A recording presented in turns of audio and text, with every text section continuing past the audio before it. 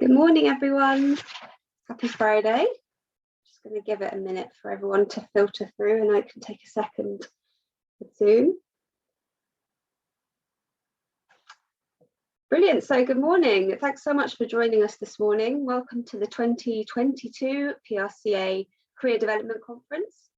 My name is Danielle. I'm Head of Events at PRCA, and I'm delighted to be hosting today's conference. We've got some brilliant sessions lined up for you over the next 3.5 hours. We've got advice from PR's rising stars, industry leaders, practical guidance to help you secure a job in PR, and tips on what to expect when joining the industry. So just a few notes before we kick off today. We are recording this session, so hope you can stick with us throughout, but if you do need to jump off, we'll send a recording later on today. We want this event to be really interactive, so please do post in the chat, let us know where you're tuning in from today, say hello, don't be shy, and of course please do post any questions you have for our speakers throughout. You should be able to see a little Q&A chat box down the bottom, so just pop them in there and we'll come to them at the end of each of the sessions. This really is your chance to ask any burning questions that you have, so don't be shy and do make the most of the opportunity. Another note for me just to say big thanks to our sponsors today, Liquid and Milk and Honey PR.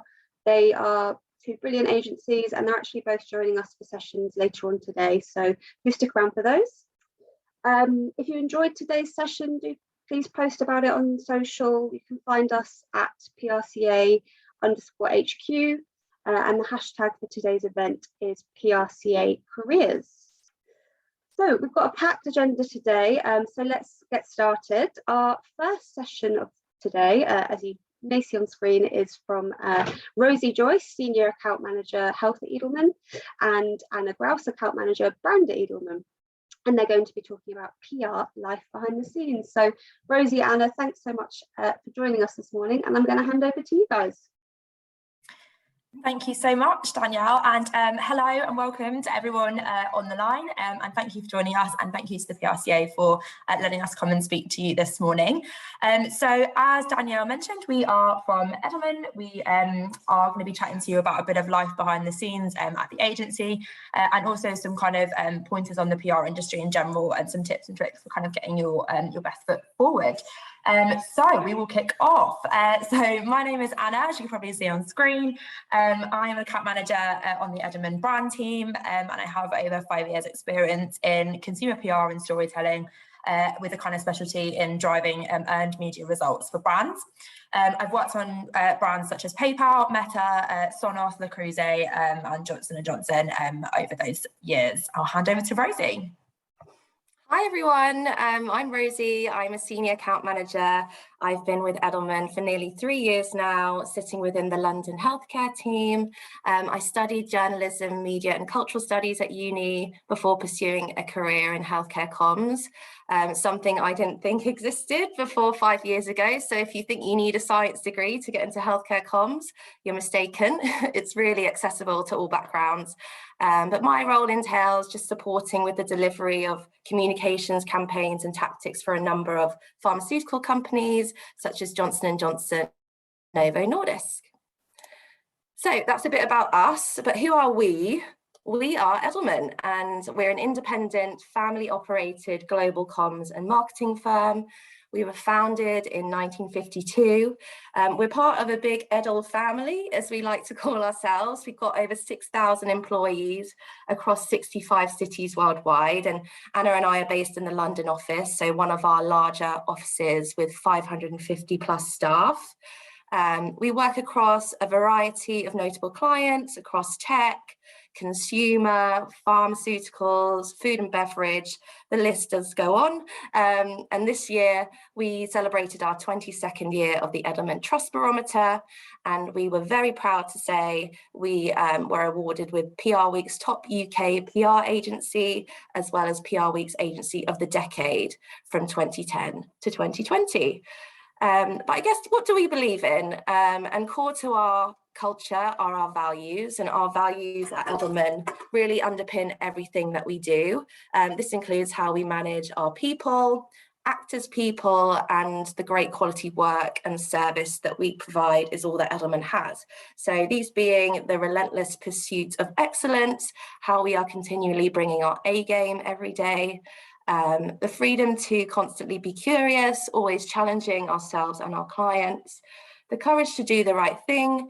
We're really committed to building a diverse and equitable workforce with well-being at the heart, and a commitment to positively impact society, so performing our work with an environmental conscious as well. But I appreciate that's just all numbers and words. So here's a little glimpse into life behind the scenes at Edelman UK.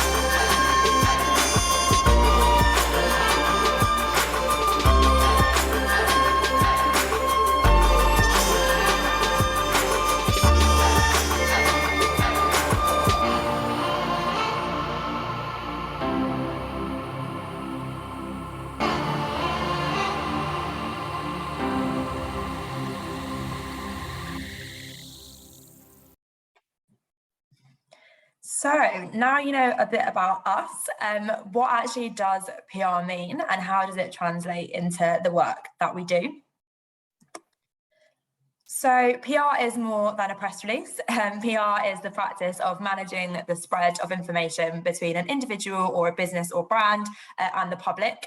And as a PR agency, we're responsible for managing that spread of information for the clients and brands that we work with. And there's a number of tactics and methods and different things that we do to do this.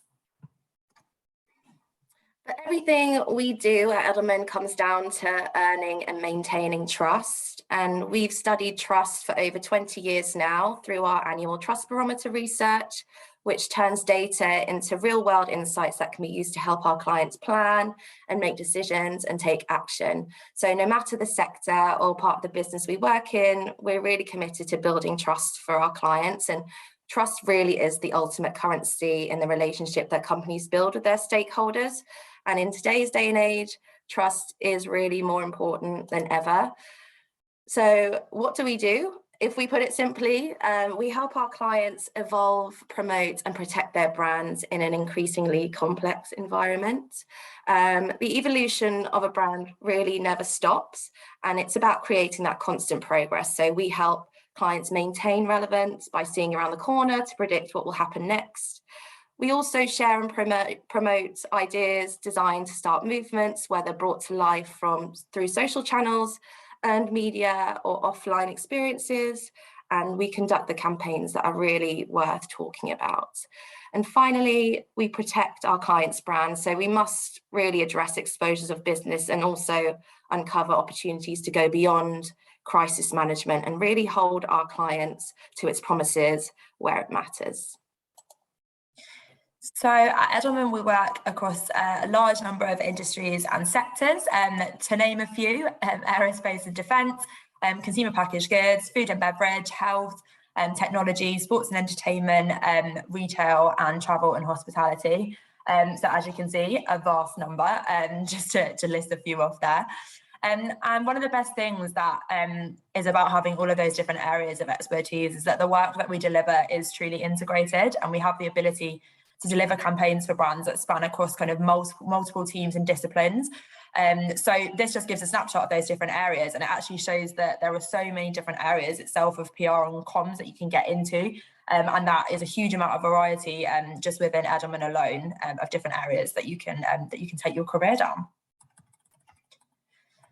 And to give an idea of the output that this kind of translates to, we've given an overview of the different outputs across those different sectors. So we offer a range of services within PR and comms, and have like specialist teams and experts for each of these. So the campaigns that we deliver for our clients often involve specialists from strategy and planning, to creative, to execution and activation, which is usually through media relations, experiential, influencer, amongst others.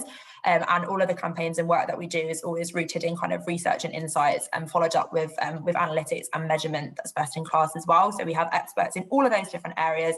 And that's just a snapshot. We're also we have experts in things such as crisis and issues, social purpose, and wider. And actually, it's one of the best things that I've found about working at Edelman is the kind of breadth of services and specialisms that the agency has. There's always an expert in anything that you need in the kind of area of comms that you can go to draw on for your work to deliver kind of first-class campaigns for your clients.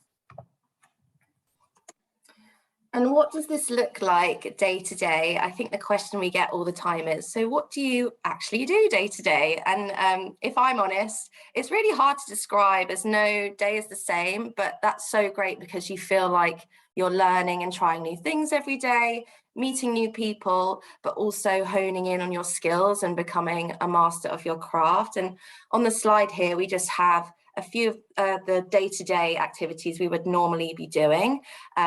For example, one morning I may be pitching a news story to a couple of journalists. The next I may be developing a thought leadership article for one of our client CEOs. Then I might be working with our creative and editorial teams to brainstorm some new ideas for a patient engagement campaign. Or I might be supporting some of our pro bono clients with optimizing their comm strategies. So the work is really varied and, dare I say, fun. But I appreciate that's a lot of information on the business and our day-to-day, but we also have a really fantastic culture at Edelman brought about by our internal initiatives too, and really what makes us feel like a true family, where every voice is heard and championed, and on screen is just a handful of the networks we have across the firm. And I'll go into a few of them in a bit of detail. So Edelman Griot is a network committed to amplifying the voices of Edelman's Black employees and all the colleagues who are interested in learning more about the community. Edelman Equal, it was created to inspire an environment that enables LGBTQIA+ employees to be their authentic selves and really drives forward the firm's business within our evolving global society.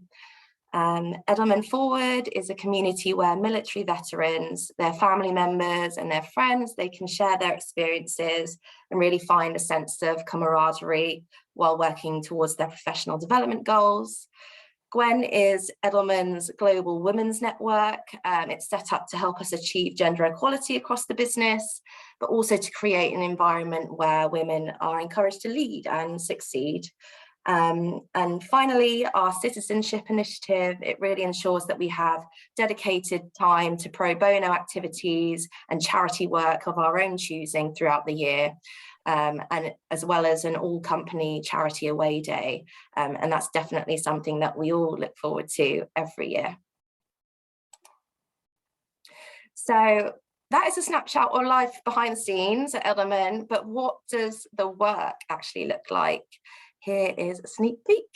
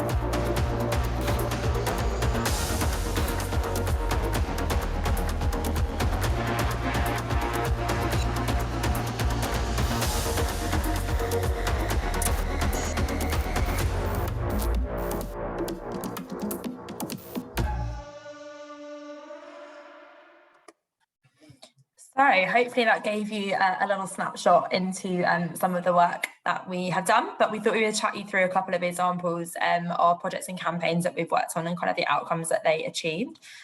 So first off, we were tasked by Samsung to demonstrate the specs of its smartphones while appealing to the younger, more socially conscious consumer. So we needed to use Samsung's technology for good through connecting with one of the passion points of Generation Z.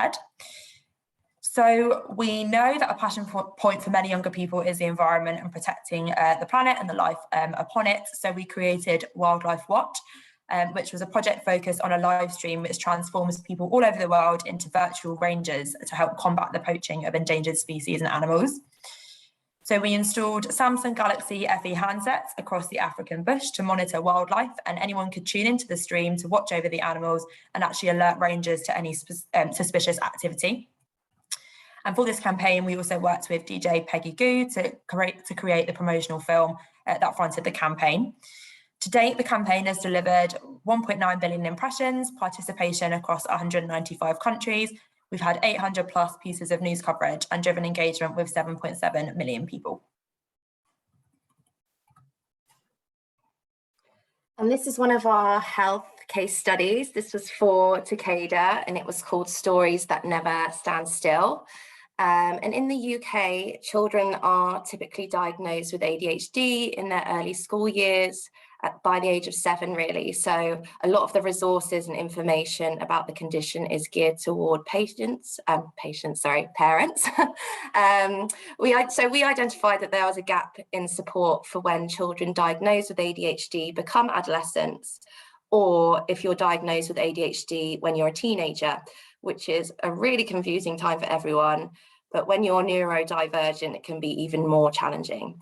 So we supported Takeda to partner with the ADHD Foundation and several other UK-based patient organisations to create a book targeted to teenagers with real-life personal experiences from people who have embraced their ADHD in their determination to pursue their dreams. And I think the book really helped teens to see how ADHD could be their superpower and not their downfall, and that their lives could be as extraordinary as anybody else's. So we partnered with ADHD experts to develop educational content and with illustrators, all of whom had ADHD themselves as well.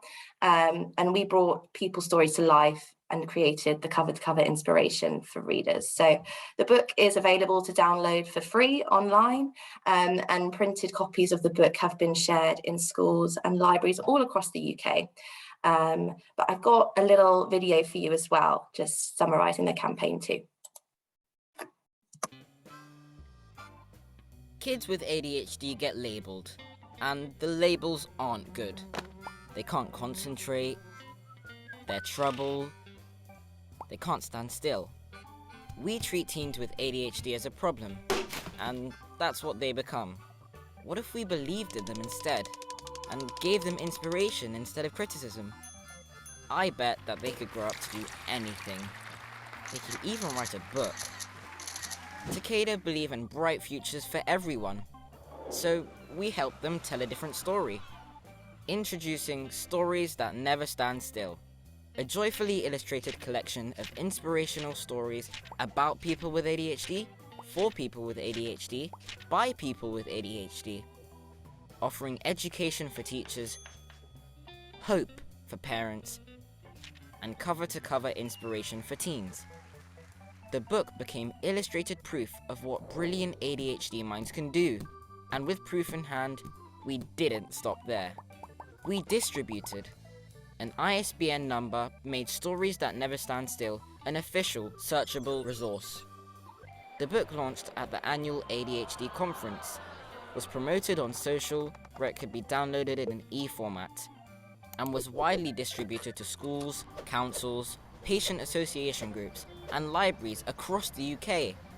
Stories That Never Stand Still showed ADHD teens that they aren't a problem, and that they can go on to do anything.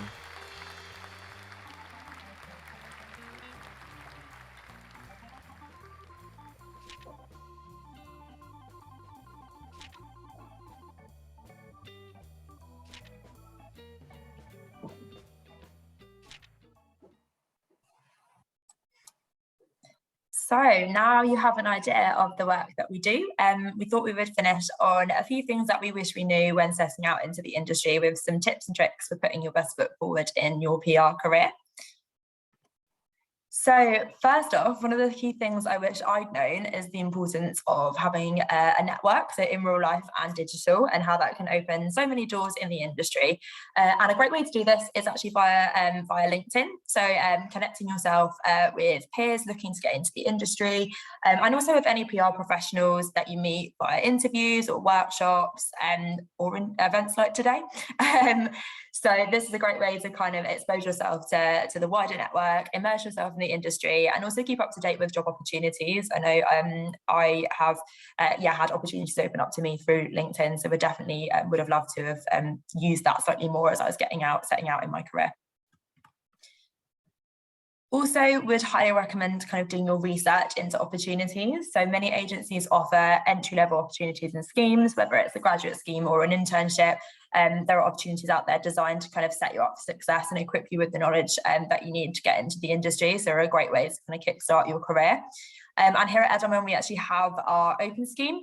So open to anyone. It puts you right at the heart of kind of major projects and working with and learning from teams of really passionate people across the firm. And on the scheme, successful candidates rotate around different Edelman specialisms across a period of 6 months, which really helps to develop a deep understanding of the business, again, build your network, and also gain really valuable skills to set you up for success in your career. So one to watch out for next year. Our third point would be about your CV, and we all know a CV is part and parcel of applying for a job, but it really is about more than just your experience. We really want to know about your hobbies, your interests. Really try and let your personality shine through as much as possible, or as much as you can on a piece of paper, and just think about how you can best stand out. So yes, we are 100% interested in experience, but as long as your attitude, your willingness to learn is there, then that's great. And yes, practice those interviews. I know interviews are always an uncomfortable and nerve-wracking thing, but practice really does make perfect. I remember my first interviews with agencies and feeling super nervous, but I just made sure that I practiced, that I had tangible points to say about my experience and my strengths, and gave examples of tasks that I'd done well or I received good feedback for. So as long as you feel like you've prepared as much as possible, I think that's all you can ask of yourself. And remember, always prepare a question or two for your interviewers. And I would always think about your interview as like you are interviewing the interviewer, if that makes sense, because you're trying to find out if you like the company as well, whether you want to work for them and they share the same values as you. And finally, the most important point for me is don't be disheartened if the first couple don't go the way you planned. I feel like every interview is a learning for the next. Our final point, pretty self-explanatory. It goes without saying that a career in PR means you have to stay on top of the news and the trends to ensure, in our line of work especially, that what you're writing about is relevant and appropriate, and that you're giving your client ongoing relevant counsel. And the environment in which we operate, as we all know, can change so quickly. So it's important that we stay agile and ensure our clients stay agile too. And it's also really important that we're seeking out those opportunities for our clients in light of the ever-changing news cycle. And finally, if you ever have any help, if you ever need any help or have any questions, you can reach out to Anna or I directly. We don't bite, either on LinkedIn or via our work emails. We're really happy to share. So thank you so much for listening, and we hope that's given you a helpful insight into Edelman itself and also into the PR industry. We'd love to take any questions, so fire away. Thank you so much, Rosie and Anna. That was brilliant. A great way to kick off the morning and a really good insight into what you guys do. I love the point around interview the interviewer. I think that's always so true. It's got to be a two-way street and the right fit. And I'm going to take that point and fire that both to you guys. So how did you guys know that the Edelman was right for you? What is it about the business that kind of fits in with what your kind of ethos is and the kind of place you wanted to work. Yeah, I mean, I can kick off. I think Edelman is a place where you can kind of, it has a really, really sort of creative and inspiring culture. And I think that's something that I really found that stood out for me about the agency is that kind of everyone is so passionate about the work that we do. And also I think Edelman has a really, really, the work that we do is really kind of rooted in sort of purpose and kind of really wanting to make a difference. I think Rosie mentioned kind of starting movements and the work being really impactful. And I think that's something that I really found is that everything you do, you really feel passionately about. And I think that's what really stood out for me about Edelman as an agency. Yeah, and I have to think about my first interview with Edelman, and I remember doing my research on them. Remember, do your research, and thinking, oh my gosh, they're a huge company. This is really scary. Like, why do they want to interview me? And I went into that interview, and I just immediately felt like the people, the culture was just so non-hierarchical. It was really family orientated. They were so welcoming. They made me feel really, really at ease. So I have to say, people are testament to Edelman and Edelman's success. So if you're ever going into an interview, just have a thought about who are the people I'm conversing with. Do I get on with them? Are they making me feel welcome? Do they make me feel scared? Perhaps maybe this isn't the right place for you, but I just remember those feelings really well. Yeah, and just to add to that, I actually, for me personally, I was saying to Danielle earlier, I actually was an intern at Edelman when I was actually at university. And I think the experience that I had was so positive that I really wanted to come back and kind of continue on my career there. So I think at whatever level you are, the experience that I've had of the agency and the people has been so overwhelmingly positive and kind of encouraging and nurturing that it's a really great place to kind of grow yourself as a professional and person as well. Brilliant, thanks so much. And we've got a question from Anisha, who's asking, how do you make your CV stand out? So I know, I think Rosie, you were mentioning about, it's not just about experience, it's about the right kind of attitude and being the right kind of fit in more than just, if you've done an internship or had the right kind of specific experience. Any tips on what someone can do to, I guess, put that across in a CV, because it is quite difficult on a piece of paper to put that across? Yeah, definitely. I think when I was applying for Edelman, it's some really simple things you can do is try and make it stand out design wise. Because a lot of the time we receive just black and white Word documents, and I remember I put mine into a template that had colours and it made it stand out, icons and stuff, so it made someone immediately want to read it. That's one thing. I think also I would mention your hobbies and interests up front. If you're a bit worried about your experience and not having the tangible PR experience just yet, really hone in on what you're interested in and where your passions lie, because ultimately we're just looking for passionate people and who want to do the job, essentially, especially as entry level. So I would try and get that across as much as possible in the upfront of your CV. Brilliant. Yeah, 100%.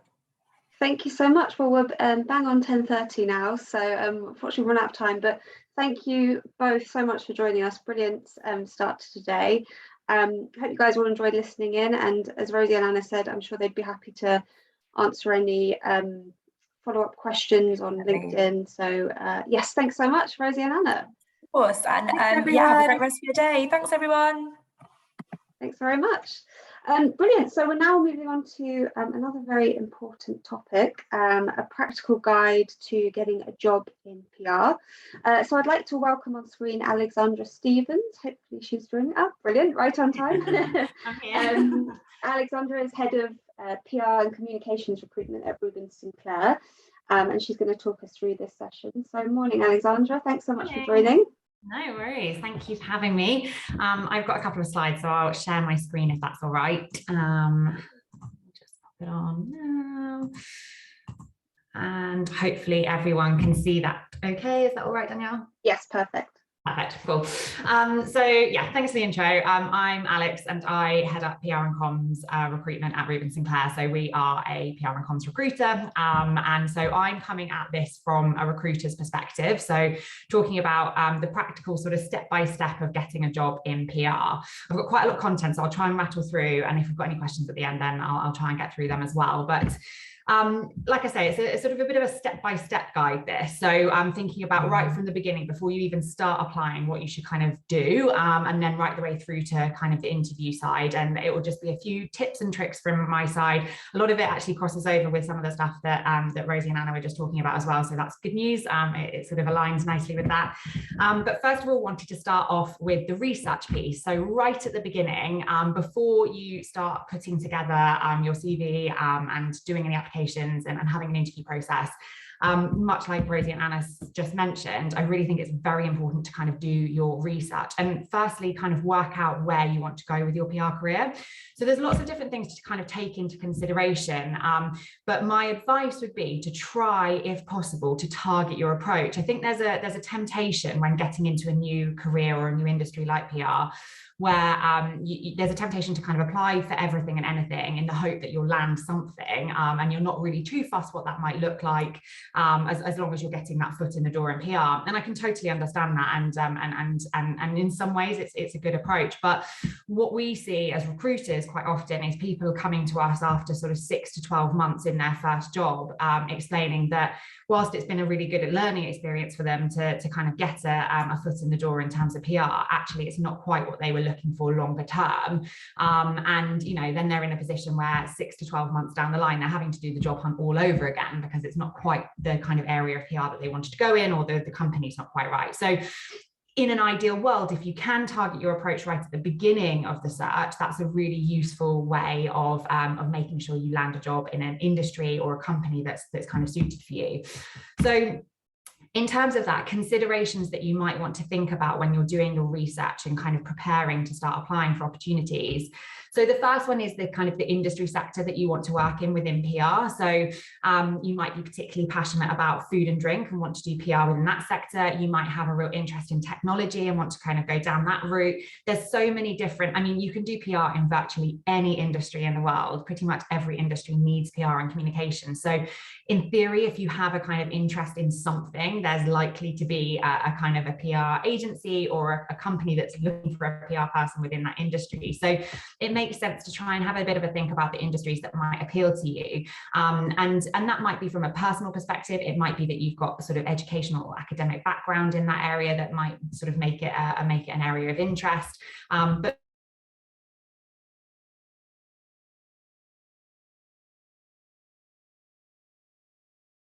type of PR that you want to do. So you might not be too kind of bothered about the brand that you're doing it for, but it might be that you really want to do consumer PR, or actually it might be that you're more interested in kind of the business side of things and you want to do kind of more corporate PR. If you are maybe interested in finance, then you might want to do financial communication. So there's lots of different types of PR that you can do as well. So I would suggest kind of maybe thinking about industry or the type of PR, and then kind of honing your sort of the companies that you're targeting within those particular areas. Then the other thing to consider is whether you want to go and work in an agency, a PR agency, or whether you prefer to work in an in-house PR team. There's no right or wrong here. There's no right or wrong for any of these considerations. But again, it just if you kind of know where you're going and know what you're targeting, then you can obviously not only sort of target your applications, but you can target your CV around it. You can target your interview questions around it. You can, there's so much that you can kind of then personalize to it within that kind of interview process. So thinking about agency or in-house, there's pros and cons to both, which I'm sort of happy to kind of go into if we've got time at the end, but have a bit of a think about which works best for you.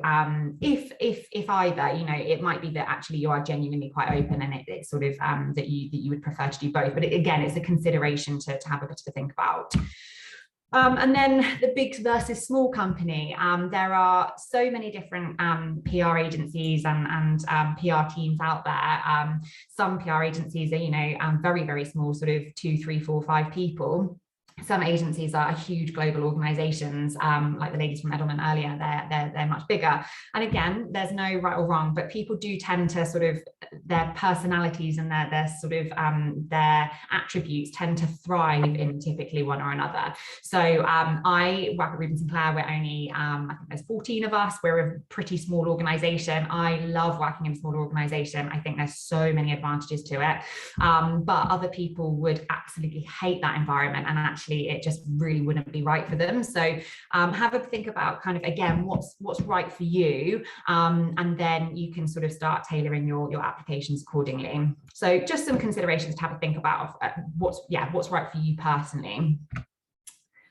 So once you've done that and you kind of know where you're going with it, you can start to then kind of work on your personal brand. And I think it's important to do the research first, because if you do kind of identify that you want to kind of go down a specific route in terms of industry sector or type of PR, then you can hopefully then tailor your personal brand to that. So why is personal branding important when it comes to job hunting? So there's a few things. So first of all, it creates an identity to you. I think somebody mentioned about kind of how to stand out on your CV, and a CV is one part of the application, but actually what we find is that that hiring managers and recruiters kind of consider so many different things in terms of an application, and creating an identity and becoming known for an area that you're passionate about will really help you stand out from the competition, which is the kind of next point. So when there are so many applicants to different roles, if you've got a bit of a personal brand in an area that interests you, your application is going to stand out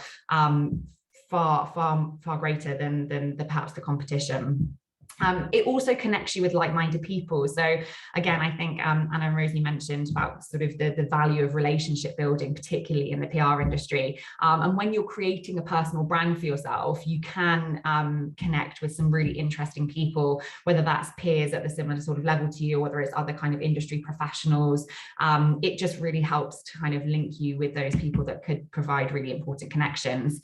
And ultimately, it increases your chances of being found. So as a recruiter, whilst we place adverts and we get people applying directly to those adverts and we receive CVs that way, one other thing that we do is we try and go out and find people for specific roles. So we will look on platforms like LinkedIn and try and find candidates that are suitable for our roles. So we aren't going to be able to find you unless your personal brand is somewhat developed and there's a presence online that means that we are likely to kind of find you in relation to a certain search that we're doing. So building that brand is really important to help us, people like us, recruiters, find you and then approach you about certain roles.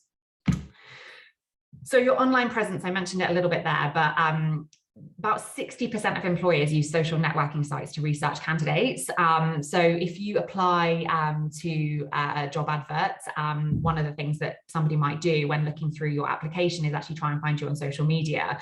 And that's actually a survey that was conducted across all industry sectors. And so I'd probably hazard a guess that it's actually slightly more, the percentage is slightly higher in the sort of PR, marketing, comms world, where social media is such a big part of our day-to-day lives and our day-to-day work anyway. So it's really important to sort your online presence, and that's a obviously big part of your personal brand. So have a bit of a think about what your online presence looks like, and so some top tips on from that perspective. So first of all, check your social media privacy settings. If you use Facebook or Instagram or Twitter or whatever it might be, and actually you'd prefer to keep that personal and not use that for professional use, and not for sort of potential employers to not see that, then make sure that your social media privacy settings are set up in a way that that you can keep that private, and you know, people like me can't see what you're doing at the weekend if that's something you prefer not to share with a prospective employer. I would definitely, though, suggest setting up and using relevant social channels to your advantage if you can. So particularly LinkedIn is a kind of a business networking social channel. If you're not on LinkedIn, then 100% get onto LinkedIn. It's a really, really good way to connect with the PR industry generally. It's a good way to job hunt. And like I say, it's a good way for us as recruiters to find you. So if you haven't got a LinkedIn profile, get that set up. But also, you know, other channels like Twitter, for example. Basically every PR professional is on Twitter, and it's a really good way to interact with what they're discussing, different topics that are going on in the PR industry, connecting with like-minded professionals. So a really good way to kind of to boost your online presence and also gain insight into the industry. So on any channel that you do decide to use, I definitely recommend following or connecting with the leaders in your desired industry. So not only will that tell you what they're talking about and the topics that are there that are interesting to them, which will help you in your interviews probably, but it will also lead you to new opportunities. And the more you engage with people, the more your name will become familiar with people. They'll start to resonate with you. You'll start to build that personal brand when it comes to job hunting. So yeah, connecting with kind of with leaders or inspirational people in the industries that you want to work in is a really good way of building your online presence. Similarly, publishing your own content. So, for example, LinkedIn has its own sort of function where you can publish blogs or publish sort of blog posts, or you can just publish kind of individual posts. But getting your own content out there, again, is a really good way to boost your application and also show people that you know what you're talking about, or you have an opinion on something. And it could be, you know, if you're interested in the food and drink industry and that's the area of PR that you want to go into, it could be that you write a blog post on the top 10 food and drink trends for 2022, or it might be that you just blog about your experience on an internship that you did recently, or it might be that you blog about something that you learned from an educational perspective recently. It could be anything, but I think publishing your own content helps you get noticed first and foremost, but also showcases your writing skills, which is such a huge skill that people look for in PR when they're hiring PR people. So definitely would recommend doing that if you can. But check your spelling and grammar, because there's nothing worse than posting a piece of content online and it then actually not being so well written and that putting somebody off hiring you. So if you're going to put yourself out there and publish your own content, make sure it's well written. And then be mindful of how you communicate your views. So I feel like everyone is entitled to their own opinion. I'm a real big believer in that, but there's a way of communicating that opinion that is right and wrong, I think. So try not to use social media to come across aggressively or derogatory or sort of have putting your opinions across in a way that could be misconstrued and actually lead to people thinking of you negatively. I don't think anyone will think of you negatively for having an opinion on something, but the way in which you put that across on social media can sometimes be judged, I suppose, and rightly so if in certain instances. So just be mindful of how you communicate your views, particularly if you are on a sort of an open public channel. So you've done your research, you've kind of built a little bit more of a personal brand to supplement your kind of your CV. So now when it comes to your CV, how do you put that together in the best possible way? So I thought one thing that could be useful is to bust a few myths potentially around building your CV. So the first myth or not is that your CV needs to be 2 pages long, no more, no less. Quite often we hear that, and quite often people are told, you know, you've got to keep your CV to 2 pages, and it should fill those 2 pages. But I personally don't think that's the case. Certainly at kind of at sort of entry level, if you're just getting into the industry, a 1-page succinct CV that kind of gets across everything in a really clear manner is absolutely fine, and don't feel like you need to drag everything on into 2 pages just because you've been told that it needs to be 2 pages. Similarly, if you have quite a lot of relevant experience and it goes over 2 pages, that's absolutely fine, but do just make sure that actually what you're including is relevant. And I think probably at sort of entry level, it's unlikely that you would need to fit sort of everything into 3 pages. I think you could probably do it in 1 or 2. But I guess my point here is really don't be confined to the restrictions that you've been told about for a length of CV. The most important thing is that you get the relevant information down in a really clear, sort of succinct manner that's easy to digest. The second one is your CV needs to include graphics and a fun layout to get noticed.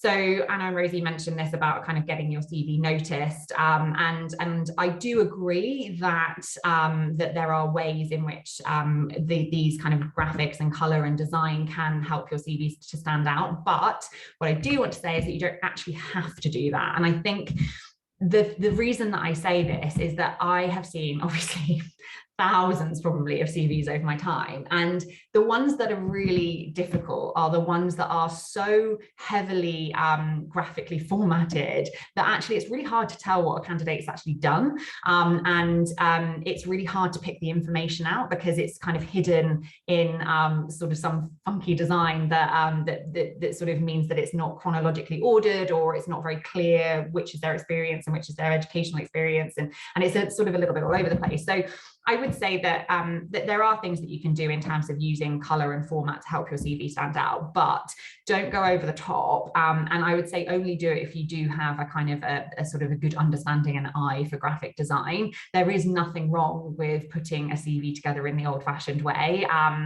If you want to kind of just do it as a kind of a normal Word document. I think the content is probably more important than trying to sort of make it really stand out in a way that's then going to be detrimental to that content. If you can do both, then great. And then the third thing is your work experience should be listed in a chronological order with the most recent experience first. And that is the truth. You do want to do that. So when it comes to listing kind of your experience, sometimes what we see is that people put their oldest or the kind of most historic experience first and then go the other way around. That's really confusing. And if people don't scroll down, then they might actually see your most recent, most relevant experience, which is really tricky. Some people do sort of hop around and do sort of their longest experience at the beginning and then work their way back to their shortest experience. Actually, that's also really confusing. So keep it simple, keep it into chronological order, and keep your sort of most recent experience first so that we can kind of quickly identify what it is you're doing at the moment. Some other CV top tips for you. Use bullet points and headers for clarity. What's really distracting and off-putting from a CV perspective is massive long prose of text in kind of almost like essay format. It's quite hard to read. It's quite hard to pick out key points. So use the bullet points of that, and obviously, yeah, separate out your different kind of areas in your CV by using headers. So your educational experience versus your work experience versus your hobbies versus your key skills. So each part should be sort of separate to make it really clear for the reader. Include key achievements wherever you can. So quite often what we see in CVs is a sort of a list of responsibilities, which is useful, and you shouldn't neglect doing that. But what we kind of also want to know is what was it that that you achieved whilst you were doing those responsibilities. So, and that doesn't have to necessarily, you know, if you haven't got much PR experience, that's fine.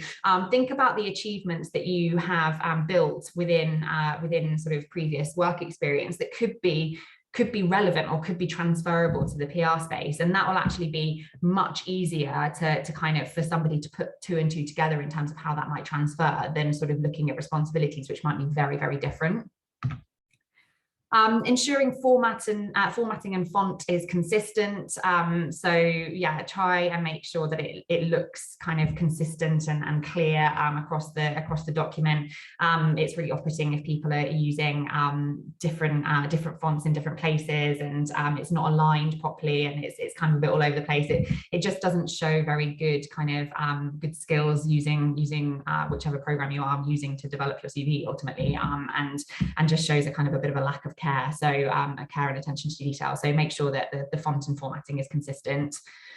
And if you have set up a LinkedIn profile, cross-check it with LinkedIn just to make sure what you've said in your CV and what you've said is your sort of your work experience and your education and everything is consistent with LinkedIn, and that there's no kind of mismatches in terms of dates and that kind of thing, because it will really confuse people like me that are trying to sort of work out what it is you've done. So now you can get onto your application. So if you've done your research, built up a bit of a personal brand, built your CV, it's time to start applying. So how to go about this? So just some top tips really on job applications more than anything else. So don't apply for anything and everything. That's kind of what I mentioned right at the beginning. I think particularly as a recruiter, if you start applying for every single job that you see, certainly if it's with one recruitment agency, that can be a sort of a little bit of a red flag for us, because we're kind of thinking, well, do they really know what they want to do? Are they just kind of trying to get anything? And similarly, if you apply for multiple different roles at the same company, they might start thinking the same. So be a bit more tailored in your approach, and also it'll be easier for you to track your applications that way. Follow the instructions. So it sounds like a simple one, but if they ask for a cover letter, write a cover letter. If they ask for you to answer sort of key questions within your application, then do that. If they ask for a CV, then do that. If they ask for something different, then do that. I know it sounds really obvious, but do try and follow the instructions wherever possible. And unless specified, try and apply to an individual person rather than an email address like HR@ or recruitment@. Like I say, follow the instructions. So if it does specifically say to email that email address, then do. But if it doesn't, then applying to an individual person can sort of really tailor your approach. And you're putting a bit of a face to a name, as opposed to going to a generic inbox, which might be monitored by multiple people, and it's then harder to kind of, I guess, pitch your case to that specific person. And if you're applying to an individual person as well, you can connect in with them on LinkedIn, which shows kind of proactivity and sort of, gives you, it puts your face to their name. Your face to your name to them as well. Make it personal wherever you can. So there is nothing worse than seeing a really generic cover letter that sort of says, "Dear sir or madam, I'm looking to work for your company because I really want to get into PR, and there's nothing kind of specific about why you want to work for their company. So if you're writing a cover letter, or even if you're writing your CV, try and tailor it to that specific opportunity and that specific company as much as possible. Why do you want to work there over and above other businesses? What is it about them, based on your research that you have done, that makes you interested in their specific role or their specific company? So try and tailor it to make it personal as much as possible. Apply speculatively as well. So I think a lot of people try and wait for adverts to come up for opportunities at their level, but actually applying speculatively puts you a little bit sort of ahead of the game. So quite often, if companies are hiring for sort of junior entry-level talent, they might defer or default to their kind of pool of applicants that they've had that have applied speculatively over the last couple of weeks or months before posting an advert, because adverts can be quite costly for companies to put up online. So they would probably tend to look for people that have applied directly and speculatively prior to going to that advertising, and that way you're kind of putting yourself out there. So it might be that they are looking for somebody, but they just haven't got around to advertising yet. So there's no harm in putting your application in there speculatively. And then I would try and do a follow-up if you can. You don't want to be that person that's really pushy and sort of hounding people. And it goes back to following the instructions. If there's a sort of part of the sort of advert that says, your application will be processed within 7 days, and you'll hear back from us then, or whatever it might be, then maybe don't do the follow-up after 3 days, because it just shows you haven't read it. But if there's nothing that specifies that, then it's worthwhile doing a little bit of a follow-up and maybe just kind of, again, sort of reiterating your enthusiasm and interest, because it shows that you're proactive, and it also shows your genuine interest in the opportunity. So that's applications, and hopefully once you've done all of those things, you'll start to get some interviews and start to be invited for an interview. And as the previous girls mentioned, that can be quite a daunting thing, and particularly your first few interviews. I think they mentioned don't be sort of too disappointed if they don't quite go to plan. Don't be disheartened by that. But here's a couple of things to kind of think about in terms of interviews. So the first thing is that first impressions are far more heavily influenced by non-verbal cues than verbal cues. So it's not necessarily about what you say, it's how you come across in terms of body language and things like that. And it's really tricky these days because quite often first stage interviews in particular are done over video, and that's a really hard thing to kind of do. It's far more difficult to build rapport and build a connection with somebody over a video. But try and smile. I know it sounds like an obvious one, but try not to, even if you are feeling super nervous inside, try not to let it show. Try and smile. It instantly builds a connection and makes somebody warm to you if you smile. Try and make eye contact. And again, that's particularly tricky on screen. But what I mean by this is looking at the screen and not kind of having your eyes wander all over the place and look like you're not focused and engaged with the person. So eye contact and smile, certainly in terms of nonverbal cues. Check your background. So again, make sure if you are on a screen that whatever's behind you is kind of clear and tidy, and you don't have your washing hanging in a line behind you, or rubbish in the background. Try and make it as professional as possible, and check that you're looking like you're in an interview as opposed to in your bedroom, which you might well be. And then really try and focus. Again, this is particularly geared around online interviews. It's hard if you're in a house where there are other people around and there are distractions and there are noises going on, and there's different things around you. But try and find yourself a quiet spot where you're not going to be distracted, where you're not going to have somebody bursting through the door at any moment asking you questions. And so try and find a quiet spot. Make sure your internet connection is really good, and find an area where you can properly focus on the interview. And then I guess another few top tips for when it comes to interviews.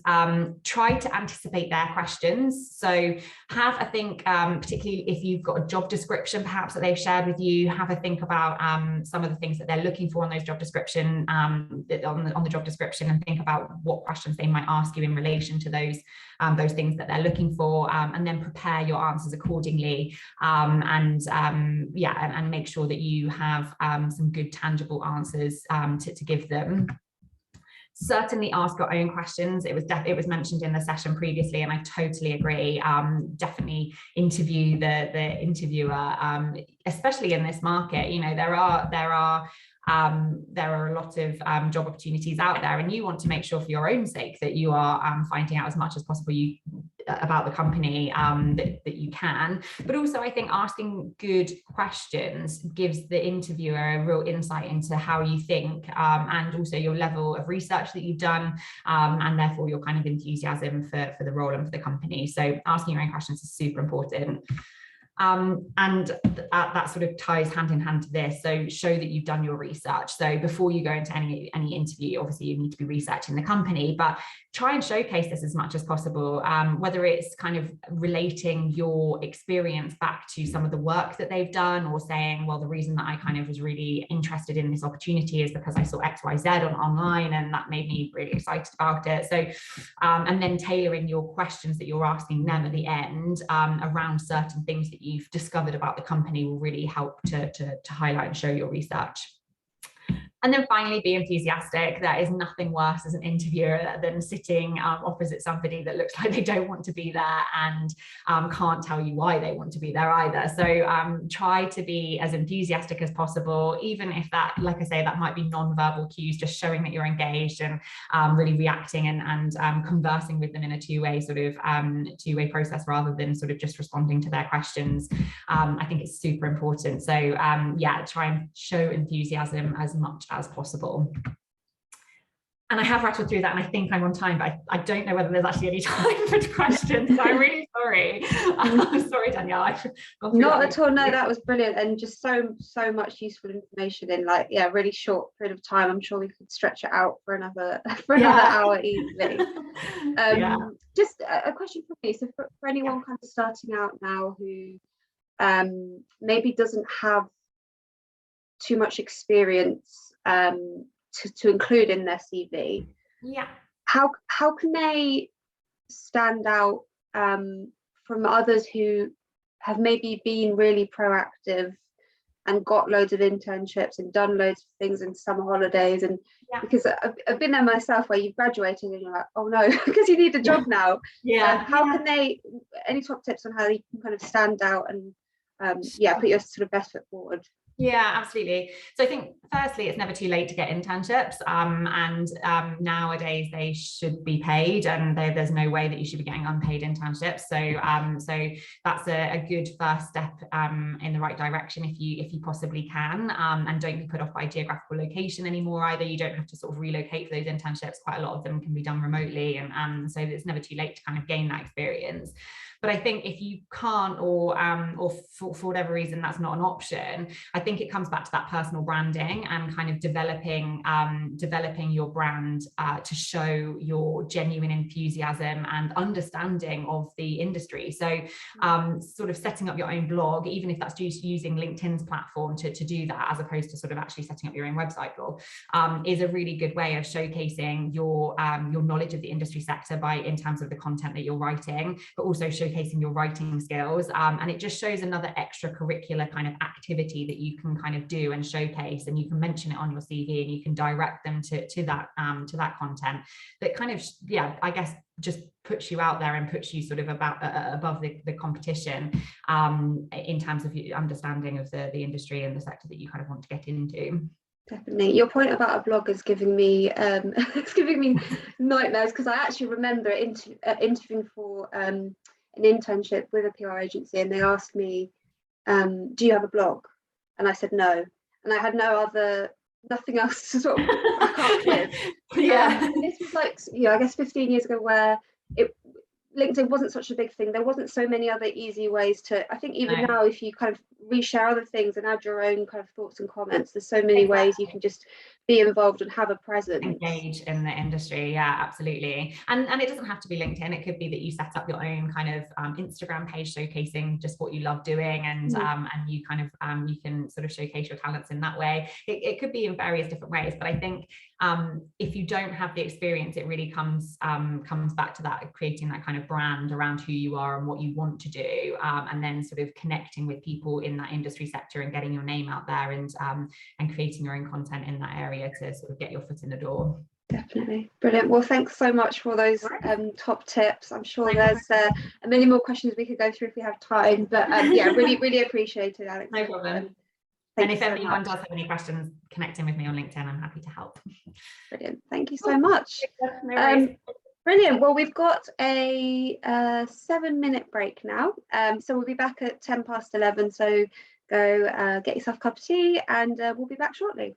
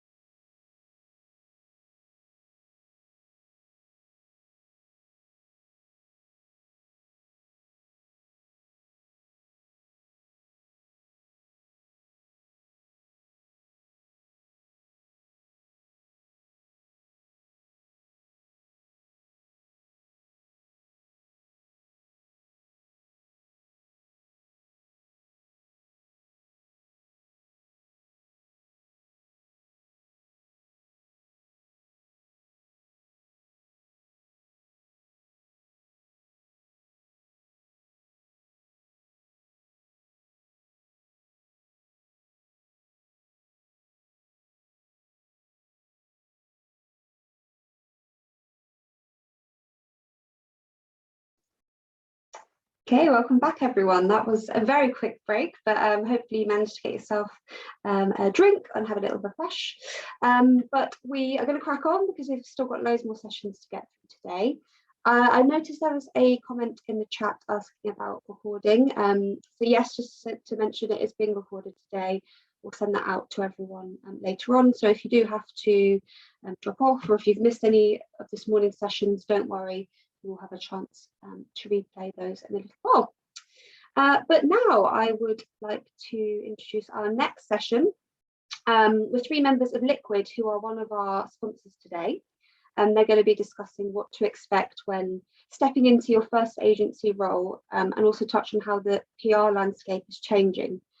There's been a lot of changes, as I'm sure you can imagine, in the last few years.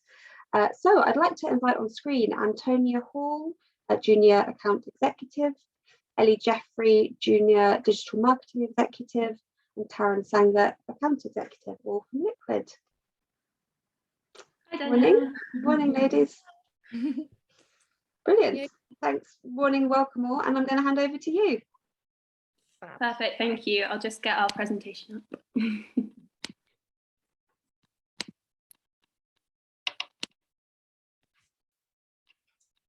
Hi there, so we're from Liquid PR, and in 2020 our CEO decided to start offering virtual work experience sessions to people wanting to get into PR or digital marketing and social media.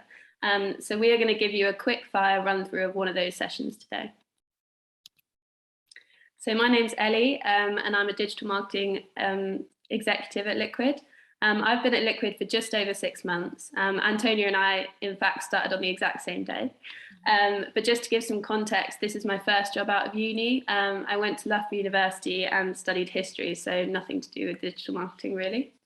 My favourite part of this job is the variety. Like, one day I can be helping to build a website, and the next day I'm doing a live social event. So it's so varied. But also with the content we create for clients, I've become very involved with writing content for a recruiter in the oil and gas industry. So I'm very clued up on what's happening there. But the next day I'll be writing a blog on the best recipes for Easter for our client Maple. So it's so varied day to day. And that's the best thing about being part of an agency. The best piece of advice I have for if you're trying to get into this industry is take the work experience. As Alexandra was saying in the last session, they are such a good opportunity to get involved and learn about the industry. I did in-person and virtual work experience at Liquid over the last 2 years, and that is what ultimately led to my role post-uni. So yeah, that would be my best piece of advice. So I'll move on to Taryn now. Hi guys, so I'm Taryn. I'm an account executive at Liquid. I've been here since January, so not very long at all. But like prior to that, I've worked both in-house and agency roles. But my first like role in PR was actually interning at Birmingham Museum and Art Gallery, and like ever since then, I kind of know now this is what I've wanted to do. So like at Liquid, I work on both B2B and like public sector accounts. This includes FCM, RBS International, and Transport for West Midlands. And like what Ellie was saying, like my favourite thing about working here is like one day is never the same. It's so varied. One day like you could be helping with a photo shoot, and the next day writing content for a newsletter or a press release. So you just really get to grow and kind of learn all of these different areas of PR. And probably my big piece of advice is like never to be afraid to ask questions. So no matter how big or small the question is, just ask it, because it's the only way you'll really learn. And if you don't ask, like the question will always stay on your mind. So yeah, I'm going to pass you on to Antonia now. Hi everyone, my name's Antonia and I'm a junior account executive at Liquid. As Ellie said, I started 6 months ago on the same day as her. I studied journalism at university and I went on to acquire as much work experience as possible. Again, as Ellie said, so important, and I really think for me that was kind of like what solidified going into PR, not only for myself, but just it's really good when you go to employers and they like you to have as much experience as possible. I also studied PR as a module in journalism and thoroughly enjoyed it. And here we are. I also work on a variety of accounts at Liquid.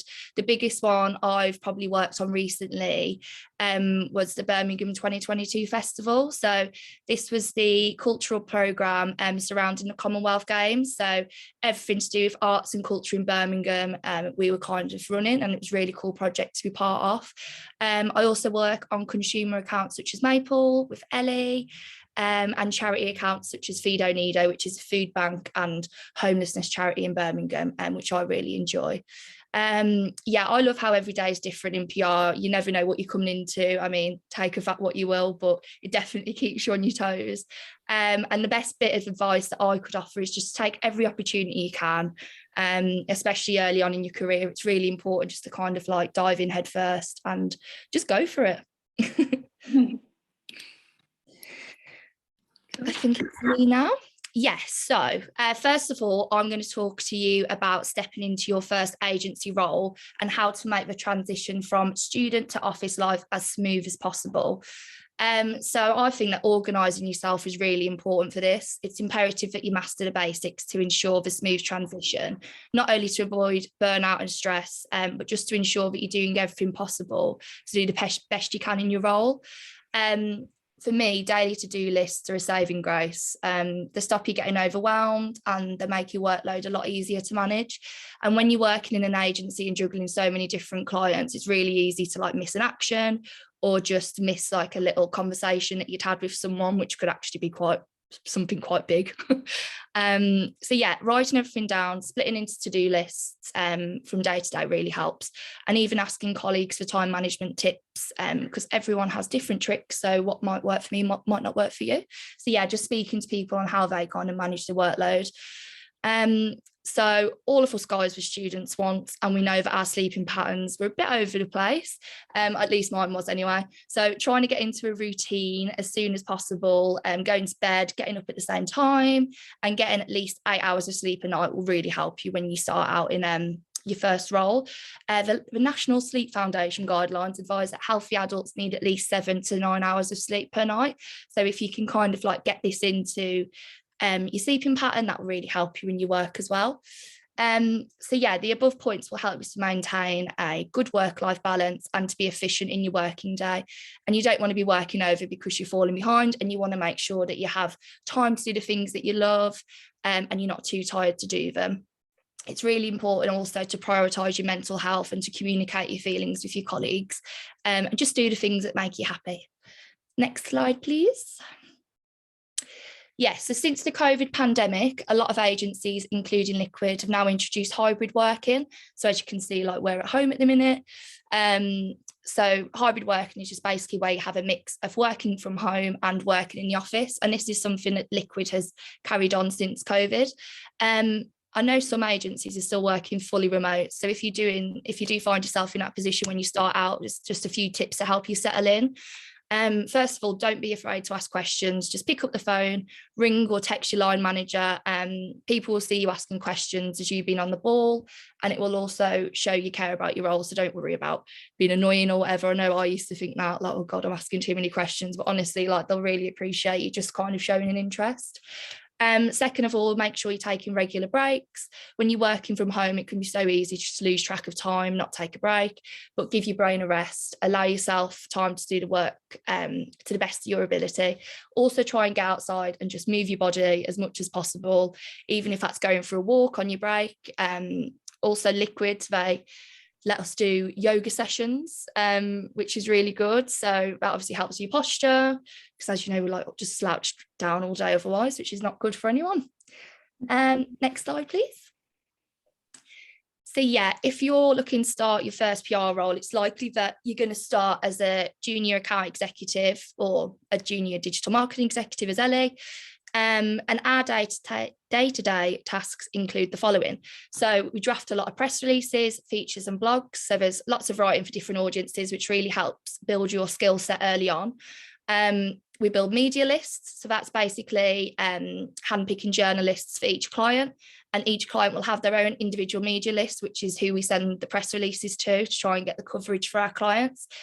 Juniors tend to be the one building and maintaining the media lists. And we use a site called Roxhill for this. We do lots of company and competitor research. So when a company is looking to win a new client, they will write a proposal, which we often support with research on. We do obviously lots of admin stuff, such as building reports. So we do weekly status reports, gauge reports, monthly reports and annual reports. So yeah, lots of reporting just to kind of show what we've been up to and the results we've gained for our clients. We do have a bit of crossover with social, so we do some social media posts every now and then, and I'm sure Ellie will have a hand at doing some press releases every now and then. And we have lots of meetings, internal and client meetings, so that's regular team meetings with the client and the colleagues to discuss actions and keep everyone up to speed. Issuing press releases, yes, and we do lots of training. So Ellie and I did the Liquid virtual work experience, as she mentioned earlier. So what we're doing now is quite similar to this. This is really good training for us as well. Like, as much as we're teaching you guys, it really helps us kind of build our presenting skills, which is something that you'll have to do quite a lot in PR, especially as you go up and have to like pitch for new clients.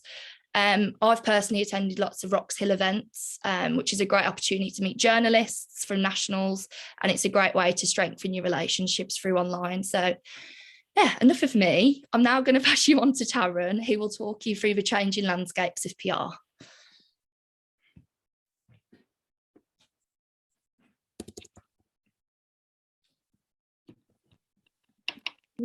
So yeah, before we talk about the changing landscape of PR, I just thought it'd be good to kind of discuss the definition and like what PR is.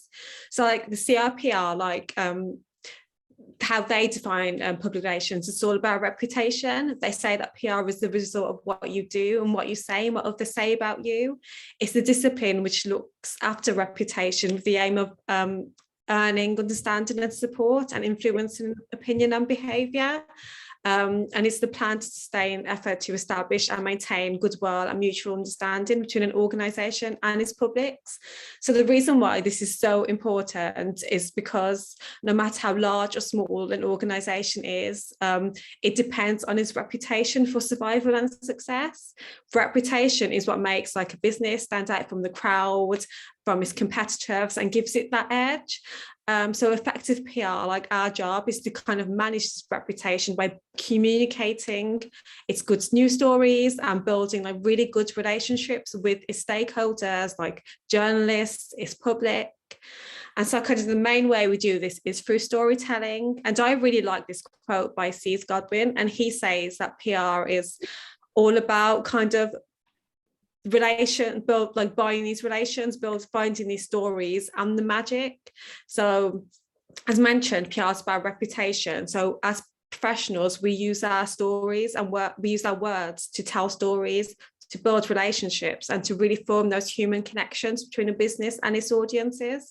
So our job is to find the stories worth telling and communicate them with those with platforms, just as the bloggers, your journalists, so they can share these stories with the masses. So like our job is to find the magic that the audience will resonate with and want to relate to. And this in turn will help to kind of establish and build on a company's reputation. Next slide, please.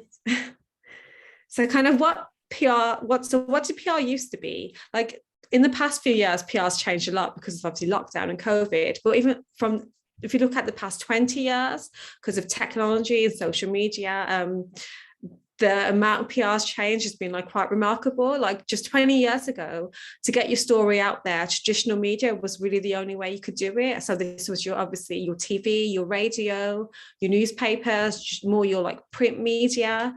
Unlike now, because with technology, PR and like everything's you can just get everything like at the touch of a button, like really immediately, but that just wasn't the case like 20 years ago. So like part of this, like media relations was so essential. You really had to kind of be proactive in finding these journalists, finding these publications that your client that would be perfect for your client.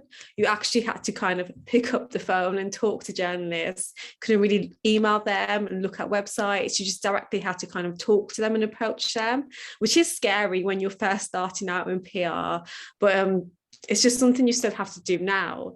So kind of even like finding these journalists, like now we kind of use Rocks Hill to kind of find journalist specific to like our client. But like just 20 years ago, you didn't really have that because there was obviously no Wi-Fi, no internet. You actually had to go through like giant like paper like directories of like media lists to kind of compile your lists and the lists of like relevant journalists, and like your contact book on your phone was just like your Bible to kind of like approach and find these journalists. Next slide. So like I was talking to Liz, who founded Liquid in 2004, about like what her thoughts are about the changing landscape of PR. And she said even in this short period, there's been a massive dramatic change. She said that when she first set up Liquid, this was in 2004, she had a laptop, which even then was really unusual because everyone had a desktop computer. She said that there was hardly any Wi-Fi. You had to obviously dial in. And on phones, there was no cameras. You couldn't just video call. So little things like that, which we take for granted now, you just couldn't do that. And your phone was literally just used to make a call. Even emails coming up on phones was kind of a breakthrough, just something that just didn't get. So she said the main change with PR has been obviously social and digital. This has completely changed the landscape of PR and like how we work. Now PR is far more immediate. Before it used to be like the poor relation to marketing, but not anymore. So the fact that PR has kind of sees the social and digital voice means that we now control the tone, the messages and the content across all these different platforms. But now, because of like technology, digital, social media, everyone's a broadcaster, from your bloggers, but even just like to the general public, because anyone can go on Twitter and write a tweet about how they're feeling about a company. So it's really altered how kind of brands interact with the public and their stakeholders, but also how PR professionals deal with the crisis and like damage limitation too. So with this, like everything being far more immediate, with technology and digital, like PR professionals now really have to be agile and kind of be proactive and not be afraid of change. Like it's so important for us, like to stay on top of trends, whether that's like a digital trend or a social media trend, because everything's a lot more integrated now, will impact the work you do. But even like technology, like technological trends and like advancements, if something new comes along, learn about it, like educate yourself on it, because it will probably like impact the way you work.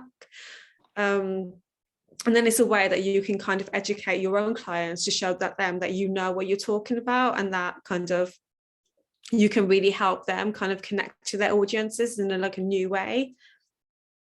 Next slide. So like linking onto that, obviously PR has evolved and is a lot more than your traditional press office. As you can see, because of like social and digital, it's a lot more integrated. You can do everything from like photography, events, creating like writing content for brochures and the reports, project launches, filming, crisis, public affairs, product campaigns, social and digital, and podcasts. Like even at Liquid, like photography is a big thing for us. Like photos are powerful. Photos are a good another good way to kind of form a connection and build a relationship with your audiences.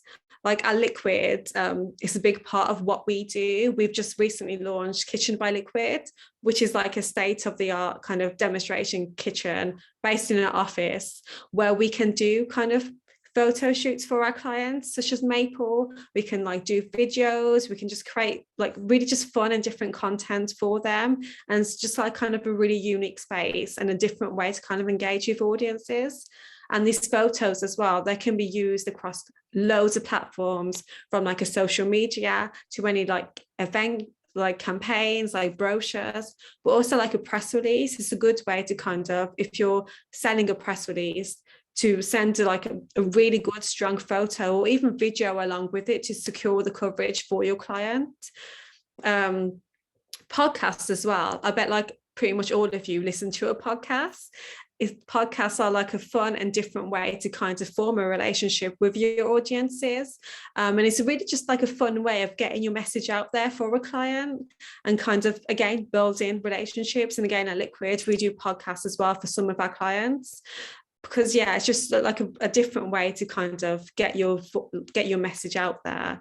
But because it's a lot more integrated, it's so important, no matter what level you are at PR, to make sure your messages are consistent across all of these platforms.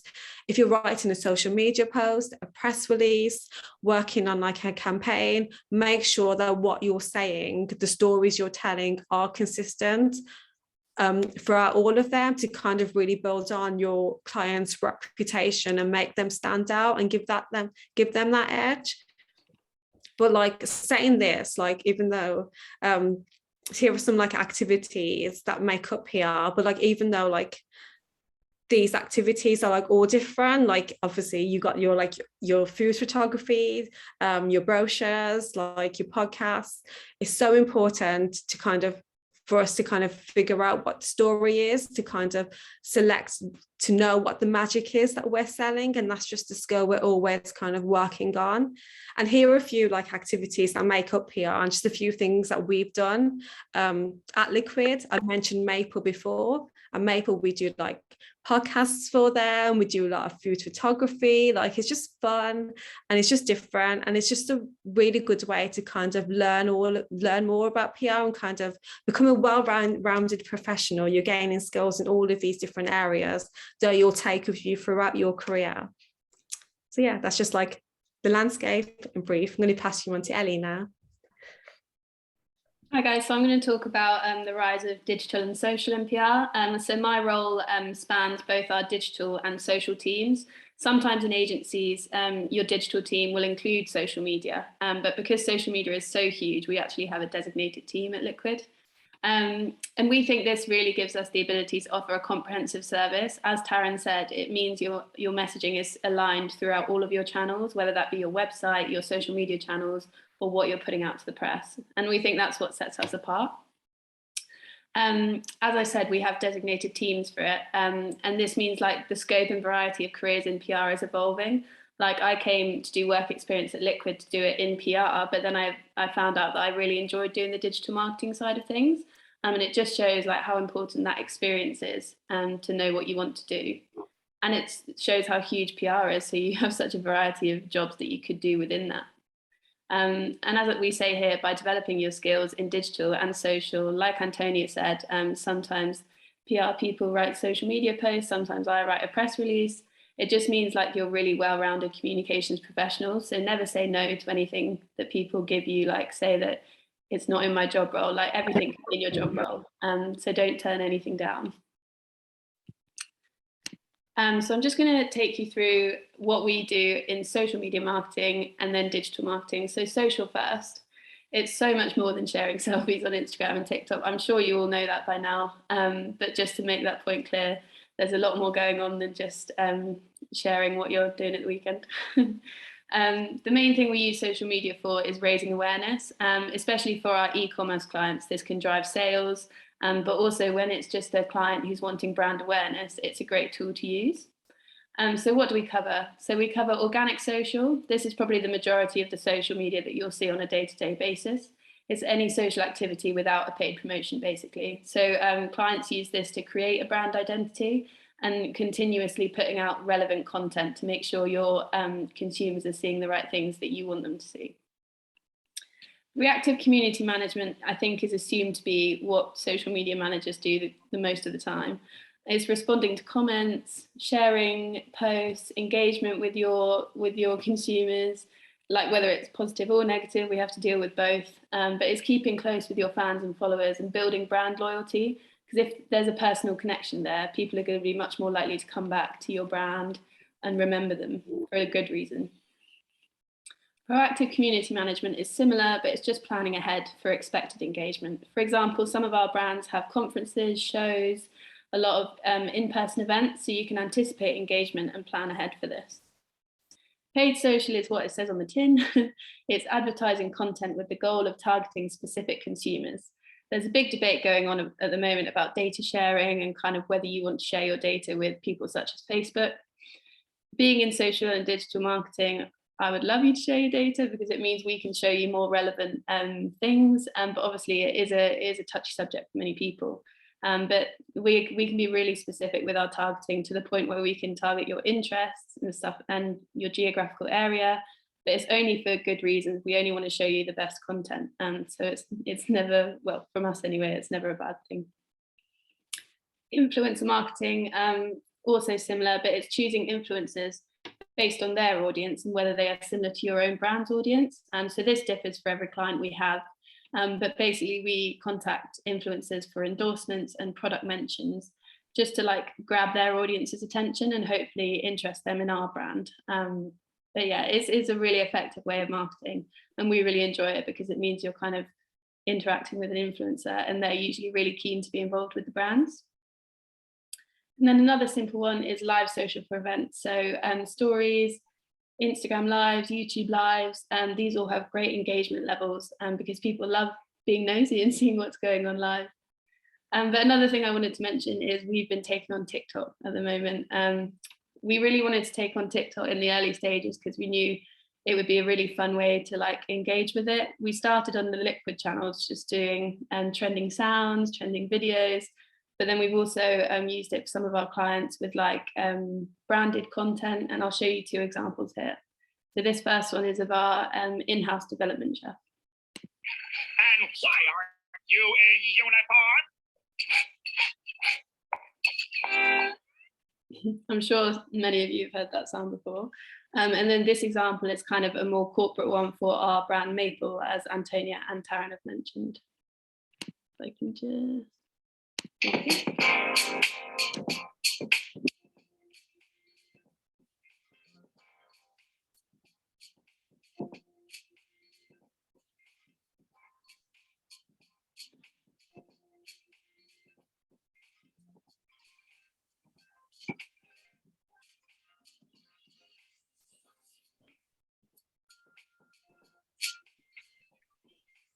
I'm hungry now.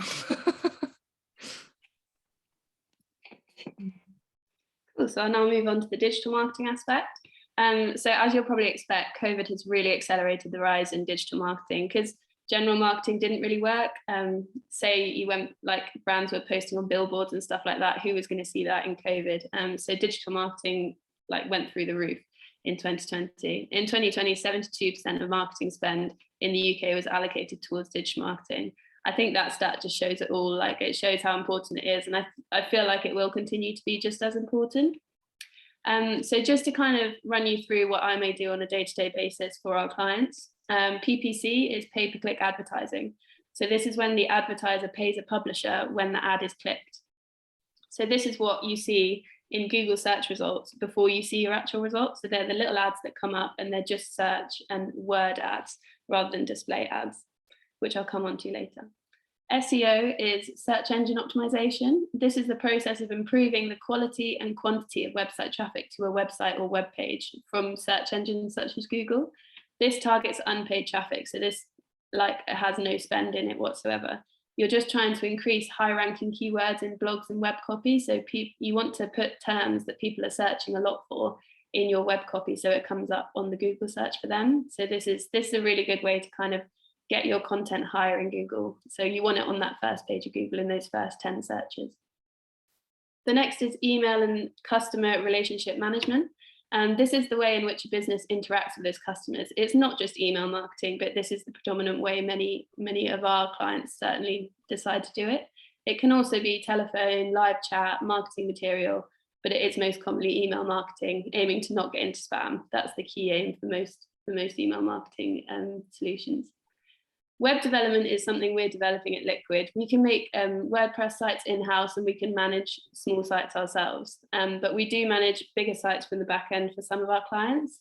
We're hoping in the future we'll be able to fully build our own as the company grows and we can get a software developer. But yeah, we're definitely developing on this at the moment. And online content, as I said, is just that web copy and blogs that you want to kind of develop and get high ranking keywords in. So people who are searching those terms are going to find your content. Video is something that's hugely growing at the moment. In fact, we have now promoted one of our digital team members to content coordinator in the digital team. So he's now in charge of all video creation because he had previous video editing skills. And actually, we've had such a high demand from our clients because it's such a cool, people are just so engaged with video at the moment. So that's a really big thing. And then display ads, as I said, similar to PPC, but this is graphic advertising. So aim to spread a general message in a fun and clickable way. So yeah, I hope that gave you a quick run through of what we do and what we may do on a day-to-day basis and how you may be able to get into PR and social media and digital marketing. So yeah, if you have any questions, please let us know. Brilliant. Thanks so much, ladies. That was really insightful. Great to see you're all clearly really enjoying your work, and it's great to have a bit of insight into the different areas people can consider getting into. Someone's just asked, how can I access more information about the Liquid PR virtual work experience sessions? How did you guys find out about those? Do you want to take this, Entail? Yes, so we actually run them once a year. So we've actually just done one. We did one last year in the half term as well. And it's people from Liquid who run it. But before me and Ellie started, we actually went on to the work experience. I found it actually through a recruiter. So when I was looking for work, I wanted to apply to Liquid, and she said, she just mentioned about the work experience. But I know that it's on the website as well. So say like Liquid was an interest for you, maybe just like keep checking the website, because there's not saying we won't do one later in the year, because they have been like quite popular. And obviously if we're getting interest, we'll put more sessions on. So yeah, I just say keep checking the Liquid website. And yeah, maybe we'll do another soon. Brilliant. And I guess no harm in ever just dropping an email showing you're interested and being a bit proactive in that. Brilliant. Well, we've just run over time, so unfortunately not got time for any other questions. But thanks very much, guys, for that session. It was great. Good luck with the rest of your careers with PR and with Liquid. And thank you very much for your time. Yeah, thanks. Bye, everyone. Bye, everyone. Brilliant. So moving on to our next session now, we're going to be speaking to a panel of rising stars in the PR industry. So to moderate this panel, I'd like to welcome Lisa Wood, who is Northwest Manager at PRCA. And I'm going to hand over to you, Lisa. Hi, everyone. Good morning. It's good to have you with us. So yeah, I chaired this session last year, actually. So it's welcome. And rising stars, what a hot topic. I was judging some awards actually this week about rising stars, and it's an amazing sector, and I think there's so much we can explore on that. So hopefully we can get through it today. So on the panel, we've got Harriet Southwood, Senior Public Relations Manager for the Alzheimer's Society, Pip Bartlett, Account Manager at Endelman, Alicia Squadron, Account Manager at Grayling, and Verity Carson, Account Manager down at the Social. So are we all female panel today, is it? I think it looks like. So that's great. So I'm just going to quickly head to each of you and just ask you to give you a quick summary about yourself, who you are, where you work, and how long you've worked within the industry. So Harriet, we'll kick off with you, if that's okay. Sure, yeah. So I have worked in PR for 7 years. Started off in agency as an account exec and moved into the charity sector 5 years ago. So started off as a media officer, entry level at British Heart Foundation, and then moved to Alzheimer's Society 3 years ago as a media manager. And I'm now a senior media manager, so I lead a team of 7, working on all of the fundraising and awareness campaigns. And I also lead on all of our work with sport, so working with the England team and the FA as well. So that's just a bit about me. Excellent. That sounds a great job. Very interesting, I imagine. And Verity, over to you. So I'm currently an account manager down at the Social, a Manchester city centre based agency. I've been in PR now for about 5 years, mainly across agencies. I've worked at a number of agencies, mixture between B2B, consumer, but my experience really does lie with consumer. So we do a lot of food and drink, hospitality, and then a lot of events based work currently. Great. Yeah, I'm aware of you in there because I'm based here in Manchester, so I know down the Central. And over to Alicia. You tell us a little bit about yourself.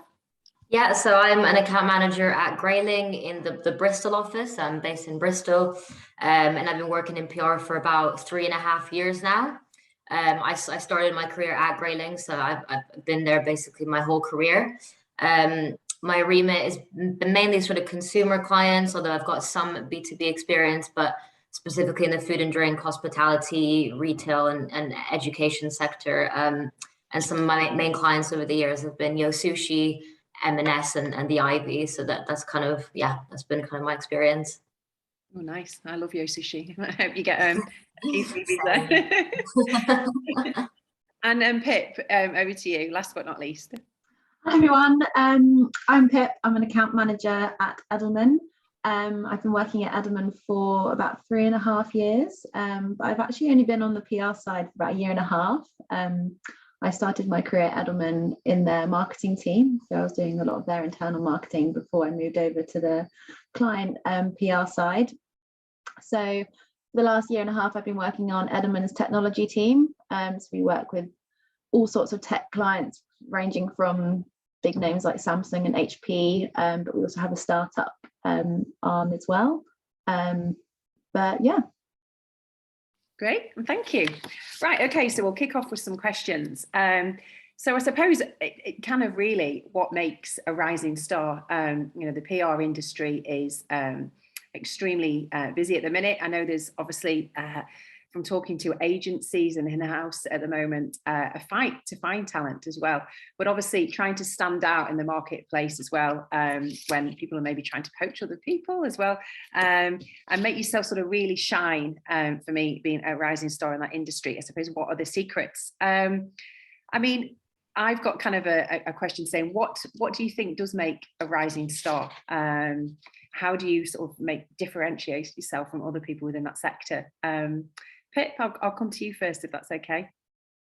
Yeah, thank you. I think a rising star, you've got to be really open and kind of hungry and sort of dive straight in. I think PR can be quite a cutthroat industry to be in. Sometimes it's very busy at times, but you've just got to, you know, make sure that your priorities are straight, make sure you're doing your to-do list, be really communicative with the rest of your team. I would say don't just work off your to-do list for the day, like reach out for help with other people. And I think just be known, like feed yourself into other industry events, speak to other people elsewhere in the industry, make sure you get good relationships with journalists. Yeah, I think just kind of do more kind of outside your day-to-day and show up, I guess, into the wider industry. Yeah, definitely. I think, yeah, in and outside of work, I think that's kind of finding that balance, isn't it? Which probably has been quite difficult during the pandemic, which I'll maybe come back to in a moment. Harriet, how do you do that within your role? Do you think, how do you be a rising star yourself, or looking at others in the industry? What do you think are the key things there? I think for me, it's finding the really small ways of managing up. So I think it just goes back to Pip's point about being known. So if there is a way to get yourself recognised by senior members of staff, even if it's just sending an email about a campaign update, finding those ways at whatever level you're at to become invaluable and become an asset to the team. And it's more than just doing your day-to-day job, it's more than doing what's expected of you. And I think also it's becoming a bit of a sponge and taking feedback on board and listening to feedback and always asking, what can I do better and what can I improve on? So developing a bit of a thick skin and actually learning as much as possible at the beginning, I think always stands you in a kind of really good stead for your career. So I'd probably say those two things. Great. And Alicia, what are your thoughts on that?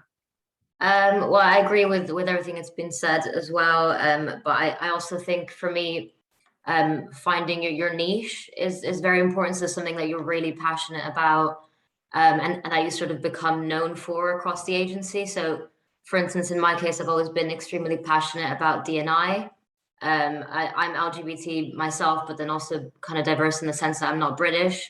And we're in a very sort of white, heterosexual, British middle class dominated industry. So it's a massive issue in industry. And I've been sort of very involved in the D&I group at Grayling, and also carrying forward various projects and initiatives, and trying my hardest to kind of to make a difference in that space.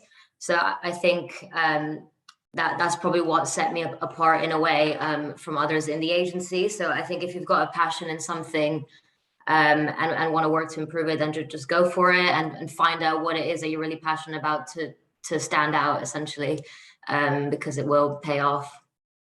Yeah, I think passion is always really important, isn't it? I think, picking which company you want to work for is one thing, finding an area, whether it's in-house or agency and the specialisms that they have, but also picking something within a business. And I made a note before about, diversity and inclusion, ECG and CSR as well. I know people have various different things they get involved in.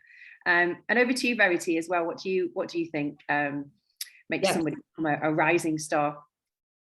Like you said, I think the main thing really is passion, and I think the passion also has to be for the news. I think to be in PR and to be a rising star, you need to understand what's going on in the news.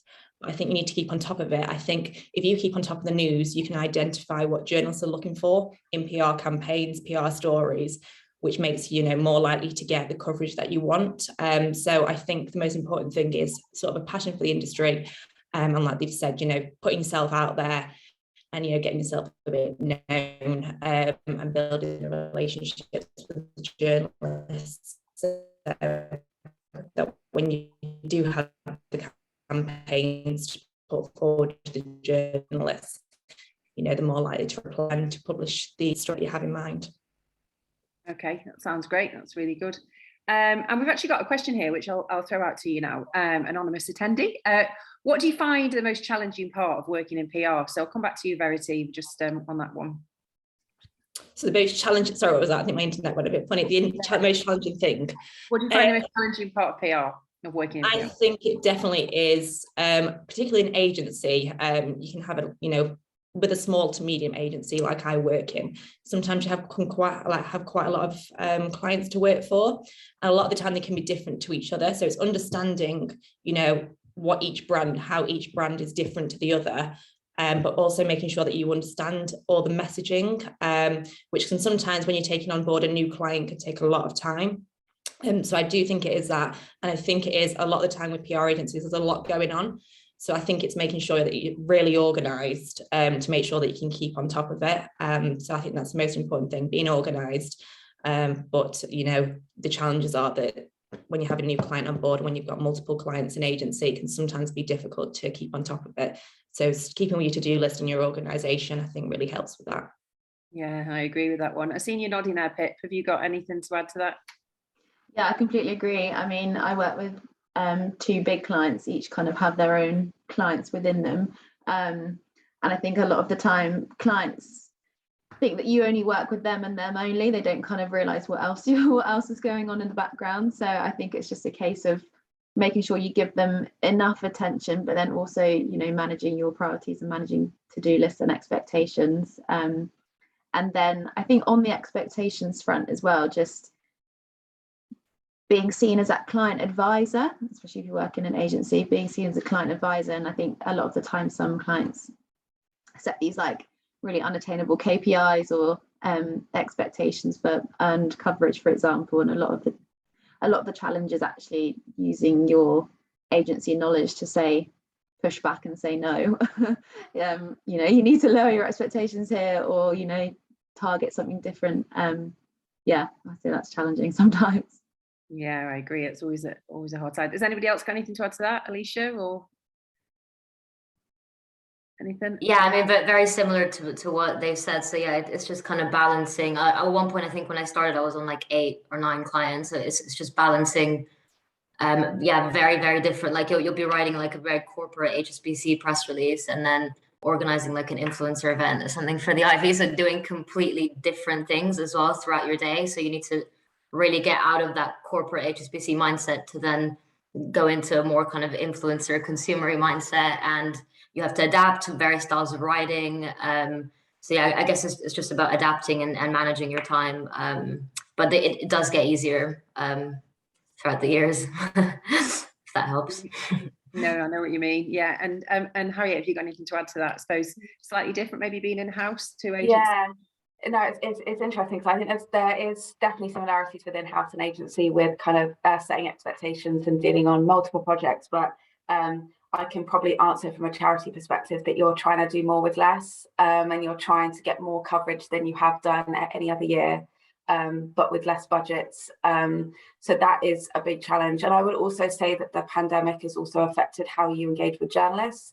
There's less meeting up for coffees and going out and meeting with journalists. The pandemic has kind of changed our relationship with journalists a little bit, which we've had to kind of adapt to and pivot to keep them on side and keep them engaged. So I'd probably say those two things.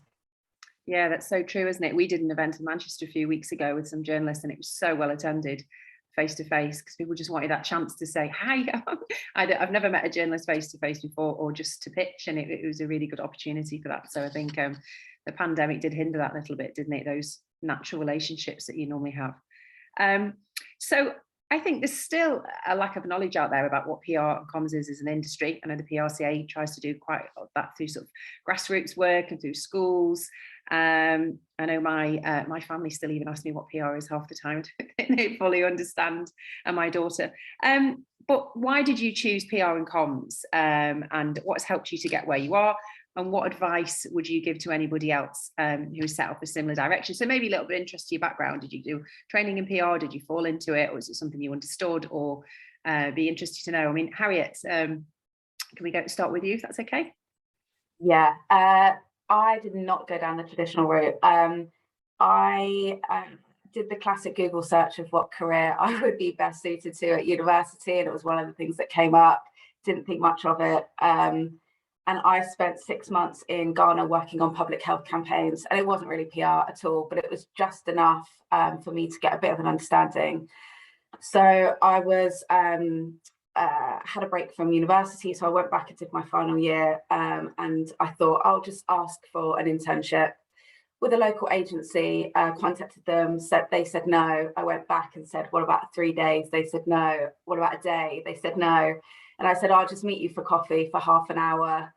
And they agreed finally. And I went in with as much of a portfolio as I could have mustered. And I left with a week's internship.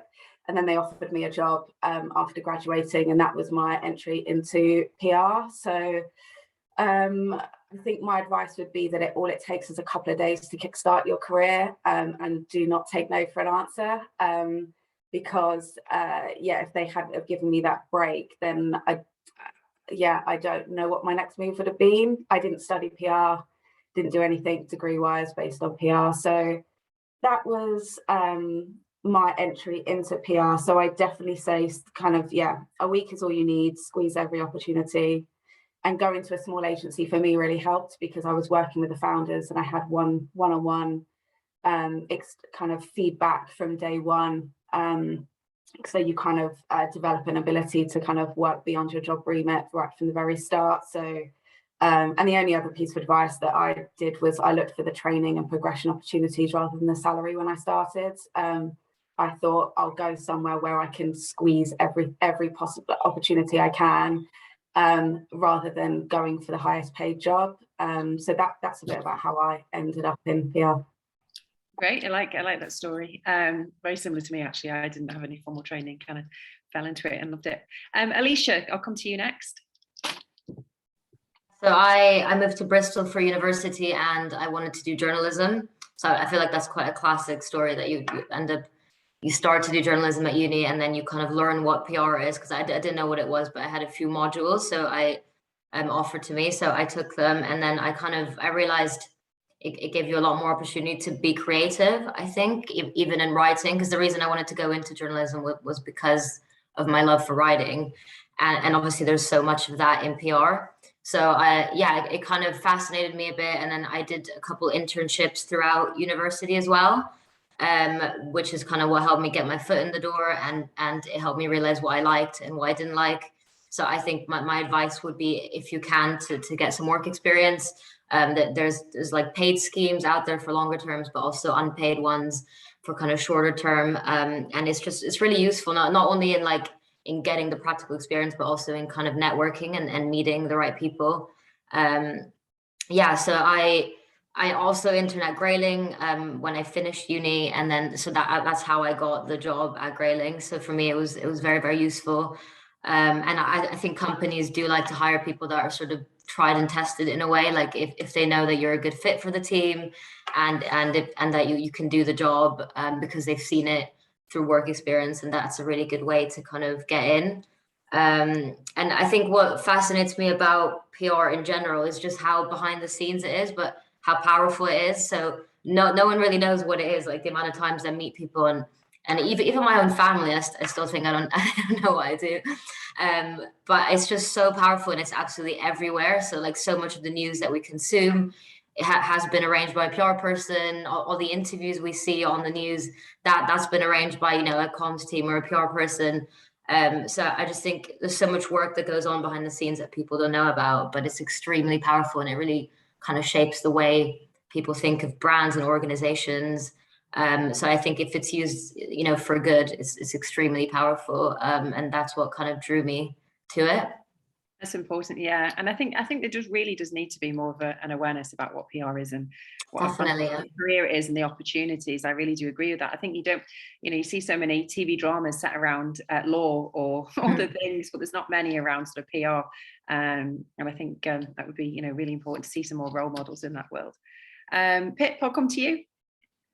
So I was actually very similar to Alicia. I did languages at uni and was so set on becoming a journalist. So I did all sorts of experience with like local papers, things like the Press Association. And then I think something hit at the end of my final year, and I thought, actually, I don't want to do this anymore. I'm not kind of cut out to go and knock on people's doors and ask for stories.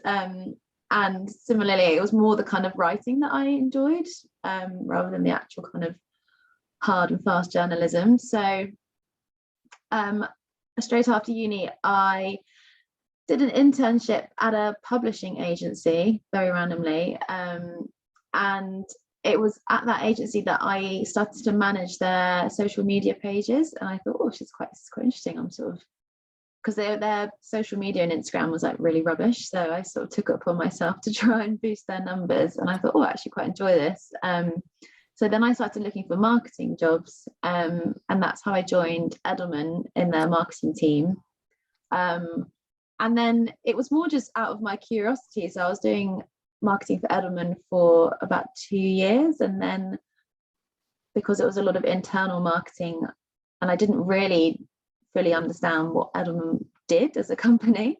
And I was just quite curious and I was interested, and I was sort of more keen to make a business impact because I didn't really feel like I was doing that in my previous role. So that's when I just kind of looked to move internally and looked to move over to the client side. And yeah, from there, I sort of went in blind. I still didn't fully understand what PR was, but I think my advice would be to, and I'm probably biased, but I think starting out at an agency is a really great way of building a sort of grounding and building an education around PR. I think you get a chance to work with so many different clients, and you can really like pave your way into what specialisms you enjoy. So you might suddenly realize that you prefer the media relations side, or you might prefer the sort of written communication side, writing press releases, things like that. So I think, yeah, being kind of open-minded, and I would advise starting an agency if you get the opportunity to.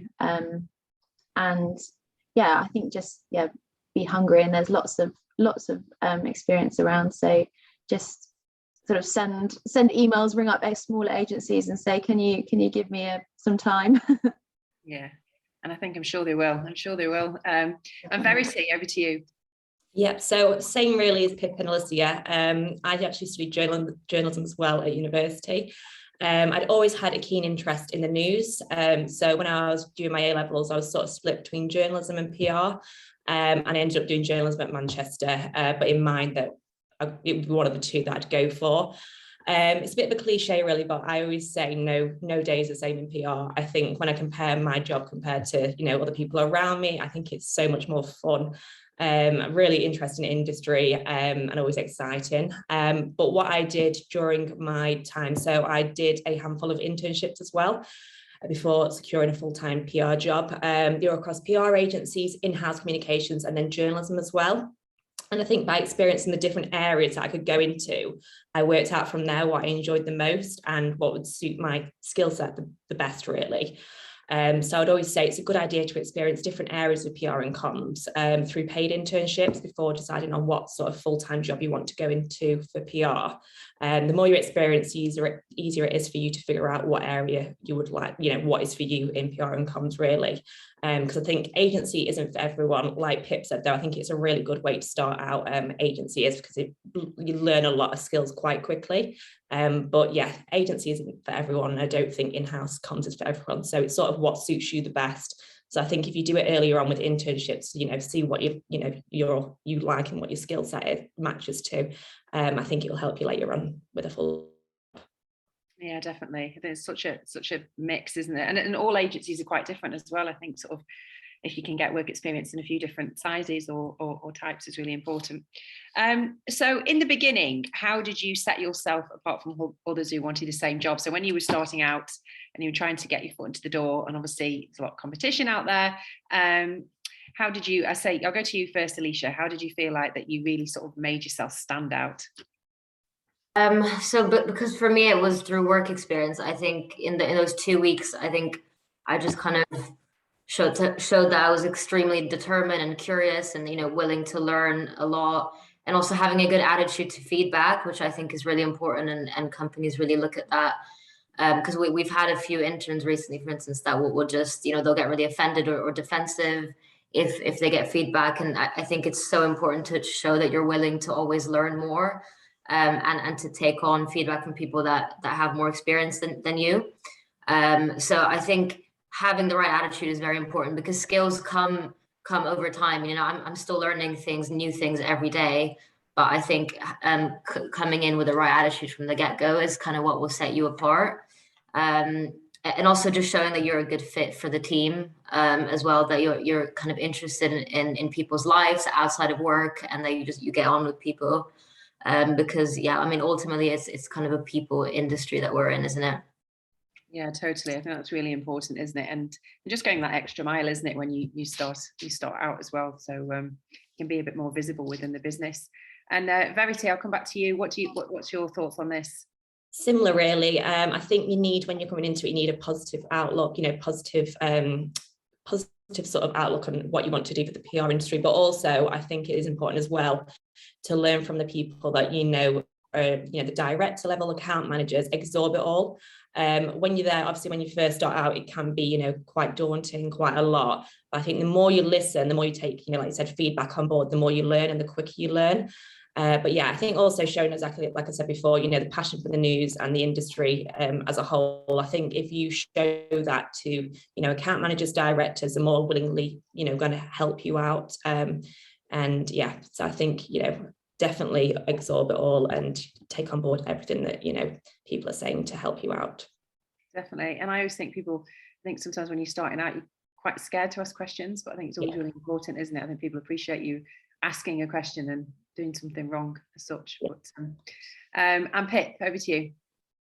Yeah, I completely agree with the others. I think any experience that you have got, really build on it and sort of make sure you're showing to employers that I didn't just do this experience. What did I learn from it? What skills did I get out of it? Are they written skills, communication skills, team leading skills, things like that? Don't just kind of list out what you did, like day-to-day activities. Build upon what you learnt. And then yeah, as Verity said, like be well read in the industry, read the news, come with interesting news flags. I think if you're going into an interview, for example, I think it's really encouraging to show that you're not just there to get the job. You're actually showing your passion, and you kind of can bring in examples of interesting things that you've read that might relate to the job that you're going for. Yeah, good answers. And Harriet? Yeah, and I think I can take experience from having moved to the charity sector with not one bit of national coverage that I'd ever achieved, and got a job doing national media. So I had to start from scratch. So I would say take advantage of training budgets and courses. I would also say, I think the point about taking feedback and learning from other people is really important. And sometimes I'll just look through the folders to see what other people have worked on, even if I'm not working on it myself, just to kind of get as much experience as I can, just from being nosy. And I would say yes to everything, always put yourself forward. And also get to know as many as people as possible. I think if you're easy to work with and you help other people out, then people are much more likely to help you out when you need it. So I would say be as easy to work with as possible as well. Yeah, that's important, isn't it? I think just be adaptable. I think a point you said as well, Alicia, before about, I suppose, responding as well to criticism. That's quite hard, isn't it? I think when you're first starting out, and PR as well, you get it from in the best possible way from in the team, and also from journalists as well sometimes, day to day when you're dealing with them. So it's quite an important thing it takes a while, I think, to learn that, doesn't it, and not get too upset over things that you may have feedback wise. Right, okay, so what would you say is the best tool resource for people who want to dive in further, find out more about PR and what is out there? Pip, I'll come to you. I think things like the PRCA, well, I have to say that, I think like really lean in what's out there and what's available, like go to events, go to networking events, listen to talks. I think there's so many great resources out there that I didn't necessarily know that are out there when I first started. So I think definitely use them. What else? Yeah. I'm just picking up on that. How did you join? We touched on it very quickly before about the pandemic. How did you explore these opportunities during the pandemic? I think one thing is I was on a lot of mailing lists and follow a lot of things on Instagram and LinkedIn. So kind of use your social media to kind of, move it out of your personal and move it into your sort of professional life, and, follow like-minded people, connect with people on LinkedIn. We did some like virtual coffee meetings, virtual coffees with journalists, things like that. So it can still happen. Yeah, it can, couldn't it? It's not the same, but I think things are getting hopefully slowly back to normal. And Harriet, over to you. What would you say the best sort of tool or resource for people who want to know more about PR? I would say LinkedIn is definitely a great way to kind of develop a bit of a professional brand, and it's also a really good opportunity to kind of look at industry leaders, what organizations to follow. So I think LinkedIn is really important.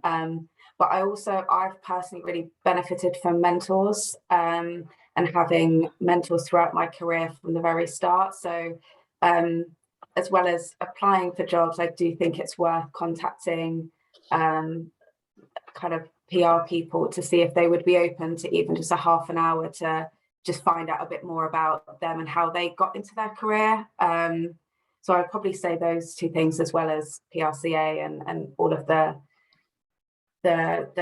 different networking events that are going on. That's a good one on mentors, isn't it? Yeah, I remember one of my very first jobs, I pestered somebody on social media and got the job. He was setting up a PR team, had a coffee with him, and he's actually become quite a good mentor to me over the years. I still keep in touch with him, which is, it's always really important, isn't it? Yeah. And Verity, what about you? I think similar, really. I think social media is very important. I think it's important to follow organisations or agencies that you want to work for, to keep it completely understand what they do as a business on a daily or weekly basis. I mean, when I was first starting out, I followed all the agencies that, I aspired to work for, or companies, and I still do it now. I still follow those people, and I still, on the weekly basis, still follow different companies just to find out really what they're doing and if there's anything that, I could apply my skills to. So I think it's really important to keep up to date on social media, because a lot of brands and a lot of agencies put a lot out on social media, whether it's new job positions, what campaigns they've done that week, which obviously is going to be really helpful for you in the long run. Great. And Alicia, have you got anything to add to that? I don't know if I've got anything new to add to that, but I think yeah, the PRCA networking events for me when I was at university, I was really lucky that they actually would arrange for us to go. So I think a lot of universities are partnered with the PRCA or CIPR and stuff like that, and they can actually help you go to these events. And it was really useful for me because you just kind of, you get to hear from practitioners, add them on LinkedIn, all that stuff. And you never know when someone's going to become really useful in your career as well. So yeah, just add everyone you can on LinkedIn and follow the right people and just start building your network, I guess. Yeah, I think I've noticed that when I've been to quite a lot of events recently, careers events, and I have a lot of students saying, "Can I find you on LinkedIn?" And I was like, "It's that, you know, using it." I'm not really used to that before. We've got a question here from Sophie Healy, and then after that we've got one more question. So I'll try and be quick. She wants to know if the panel are still working virtually or hybrid, and any tips on integrating with a team and making yourself seen when not in the office. I think that's a really good question. You know, how do you become a star and a rising star when you're probably not very visible to people sort of physically day to day? So Alicia, I'll pick up with you.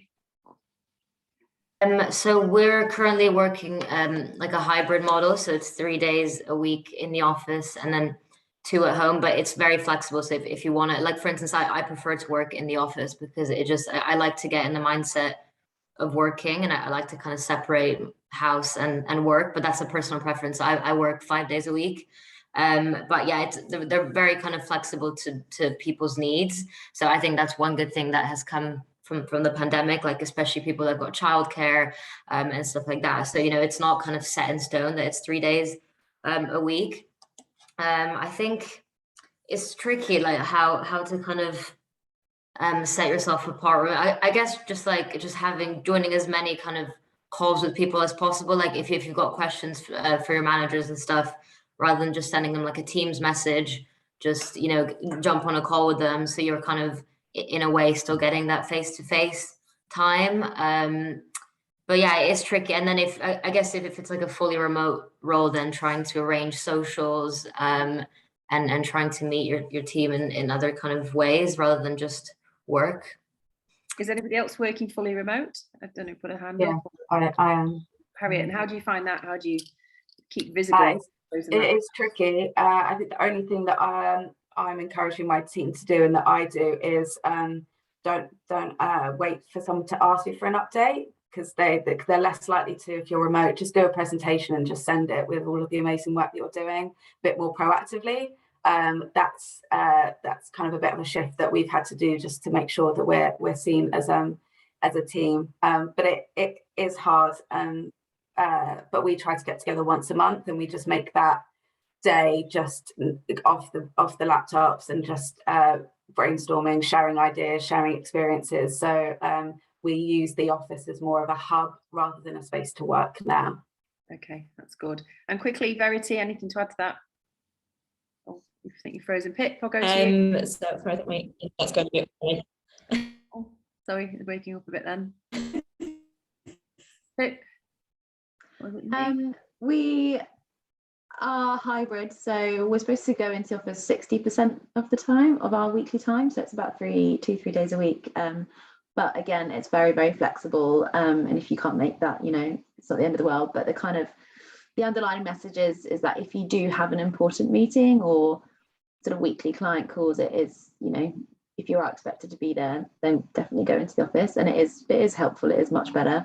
I think showing up virtually, it is hard, it is a challenge, but I think we use Microsoft Teams, and as silly as it sounds, but like use it to your advantage, like set your status messages as available or put it on do not disturb if you got to be heads down in some writing, for example, and just kind of making sure you're responsive to messages and emails and just communicative with your wider teams. If you've got to pop out, for example, for a doctor's appointment, just let them know.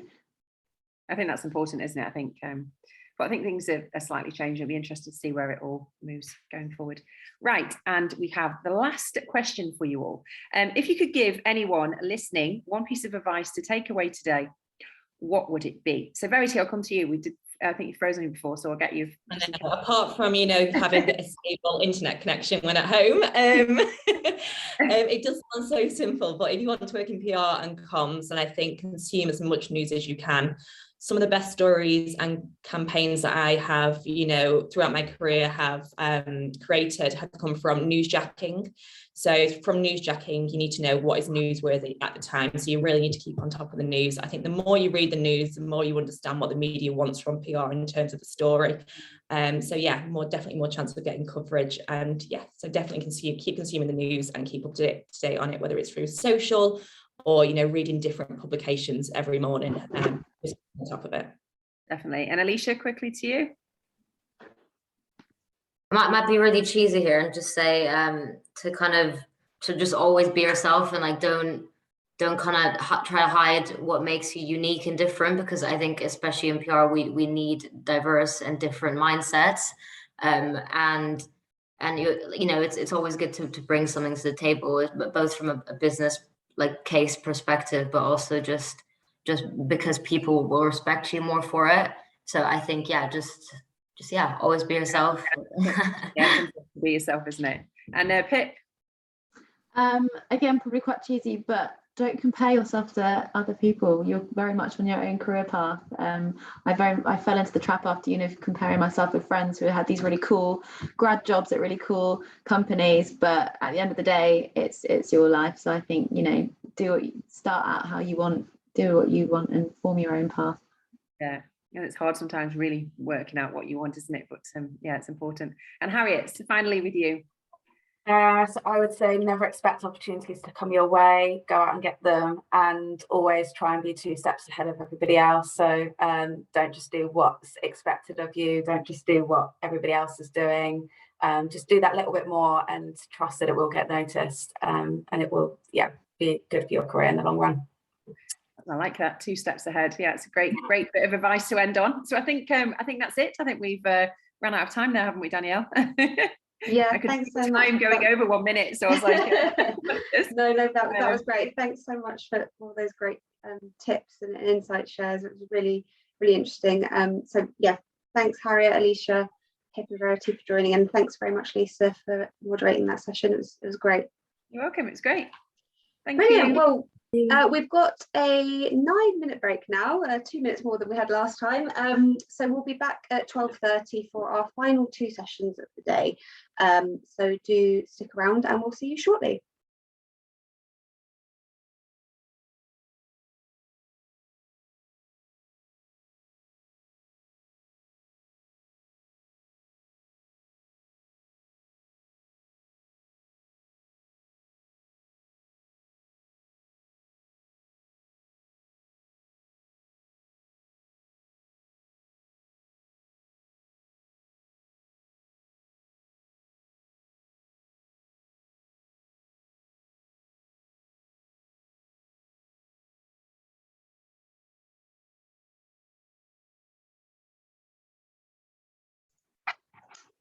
Hello everyone, welcome back. Hope you enjoyed that quick break. We're back now for our final 2 sessions of the conference today. Just a reminder, do post any questions in the Q&A box. Our speakers would love to hear from you. And do also post on social. The hashtag is #PRCA Careers.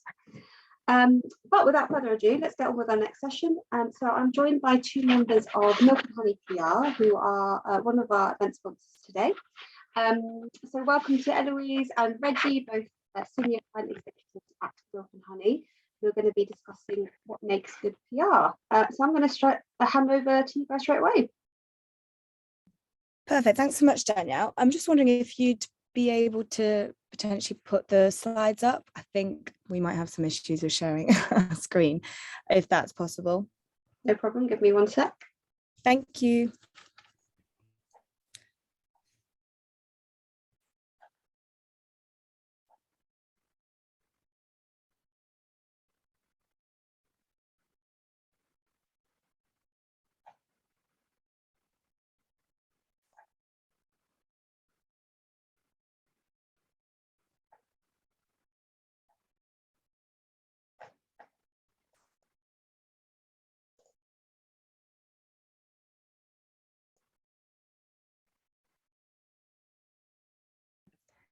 Perfect, thank you.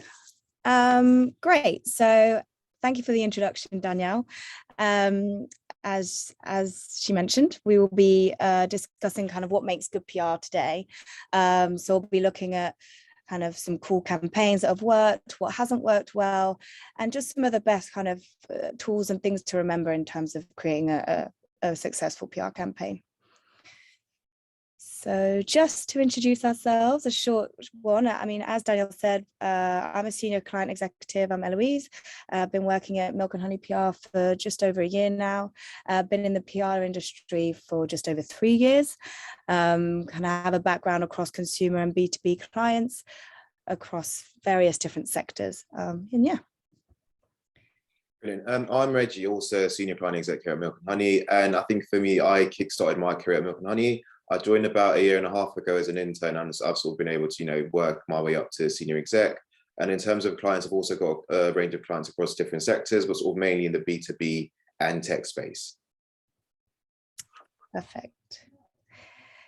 Thank you. So a little bit about us. Milk and Honey, we're quite a small agency, although we've grown to now have 2 offices, one in London and one in New York, a team spanning just over 30 people. We do tend to kind of focus around nurturing reputations of businesses and fast-growing businesses as well. We also are a B Corp, so we work with businesses that really have a kind of purpose-driven element to them as well as looking at that kind of internally. But generally just kind of integrated comms and digital PR is kind of what we're known for. So next slide, please.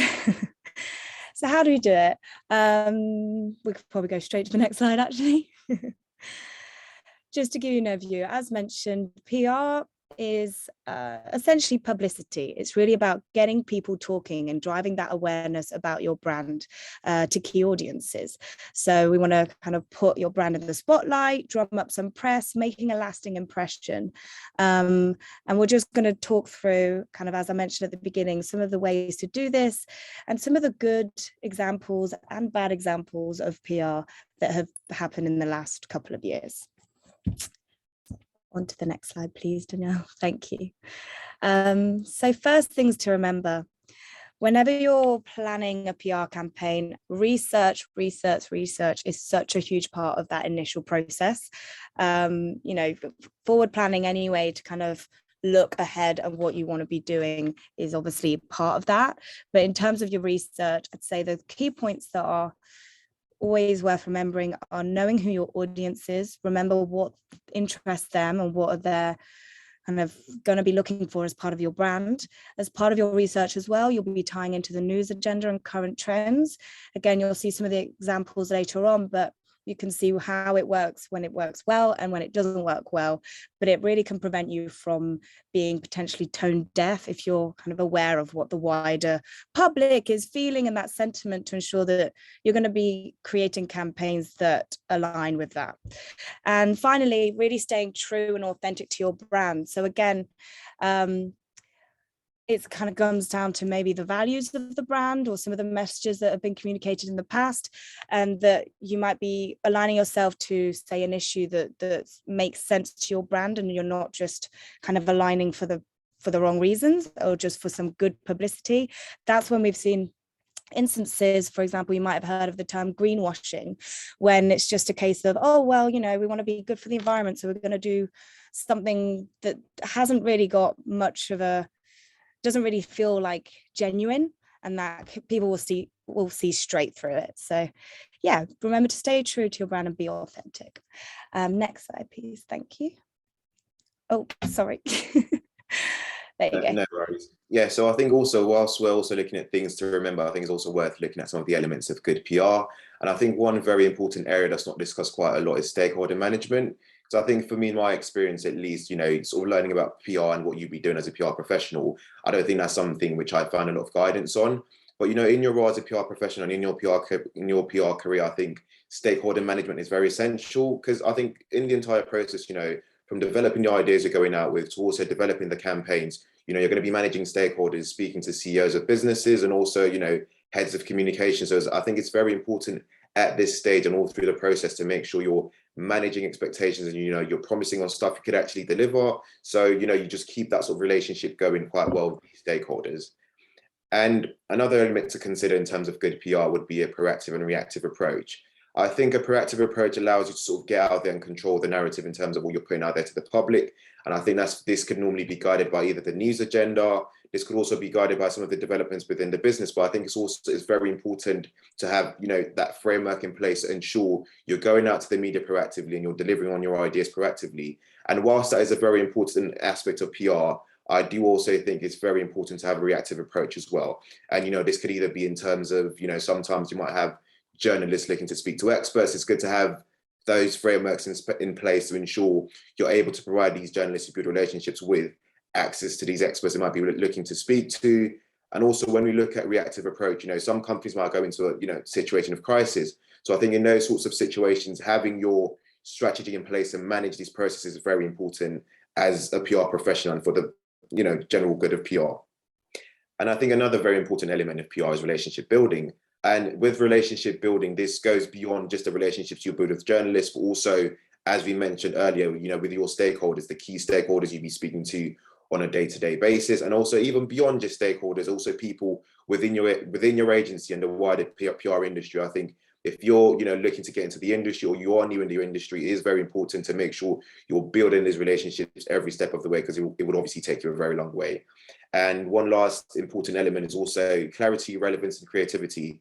And I think this sort of ties back into what Eloise was saying in terms of doing your research. I think when a campaign is being developed or message is being put out there, it's very important to be very clear in the message you're looking to deliver and make sure that's relevant to the people you're looking to communicate with and also relevant to the business, and also ensure you're able to demonstrate your creativity in how this campaign was either developed or how the message is being put across. Next slide, please. Perfect. So now we're going to go into some of the good campaigns and good examples of how to do PR right that have come in the last kind of couple of years or so. So first example we've got here is Netflix's collaboration with Calm. So Calm are a mental health charity, and this came as part of their promotion of the last series of Afterlife. So for those of you that haven't seen it, Afterlife kind of naturally kind of talks about real issues of mental health. So it follows a character played by Ricky Gervais, where he's experiencing grief from the loss of his wife. And one of the key scenes in it happens on this park bench between two characters. They're kind of talking about their situation. And so as part of this promotion, Netflix paid for 25 park benches to be placed around the UK, and with a quote called "Hope is everything," again from the series. So what was really good about this campaign, not only did it tie into a core issue that is really relevant at the time, so that goes back to kind of what we were saying in terms of tapping into key trends and the public sentiment, it also naturally promoted their series. So obviously you've got the business objectives being kind of taken into account there, but in an authentic way. So Netflix earlier, kind of a couple of years ago during the pandemic and in 2020, they also had another campaign called Want to Talk About It. So this is where they partner with some of the people that played the characters on their shows, and had them do a live Q&A on Instagram with mental health experts, which gave members of the public the opportunity to ask questions and get that support if they needed it, considering it was a time during lockdown when a lot of people might have been experiencing kind of mental health issues, depression and loneliness. So again, it's something that Netflix has done before. So for them and they work a lot of the time with organizations as part of their production of series. So it's something that they've done before. It kind of is authentic to their brand. It wasn't something that was new, in the sense that, it wasn't kind of like, well, why is Netflix suddenly tapping into the mental health space? They had a reason and a kind of that background that allowed them to do so. So yeah, that was kind of the first example there and why it worked. On to the next example, please, Danielle. Now, the next one, you might have seen this or recognize this one.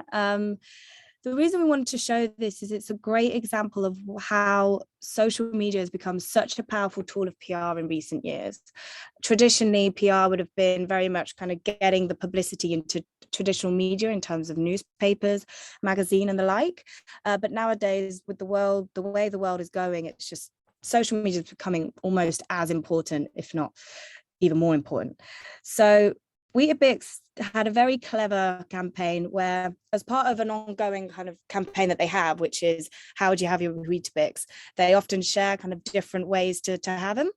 They decided to create this kind of tongue-in-cheek tweet, and they a kind of controversial tweet as well, by having Weetabix with Heinz. One of the great ways that this created engagement is by having that debatability, which is always something to consider within campaigns, because that's how you're going to get people to talk about it and drive that engagement, especially on something like social media. Now, some of the other screenshots there show just how other brands reacted to it as well. So this goes back to Reggie's point in terms of being able to be proactive as well as reactive. So, you know, other brands couldn't have planned for Weetabix going out with something like this, but by monitoring what's going on social media and potentially the news, they were able to jump off the back of it, which would be kind of what we call news jacking or social media jacking in this case, and create their own publicity by replying and joining the conversation. So again, just a great fun way to drive engagement, raise awareness of a brand, and shows how other brands can also kind of jump off the back of another successful campaign as well in a fun way. To the next one, please. So the next two I'm going to talk about are two that came out of in early 2020 when we were going through lockdown. There were actually quite a lot of good and bad campaigns that went through during that time. So one of the first ones was Uber, thank you for not riding. So as you know, we were given the kind of stay-at-home notice.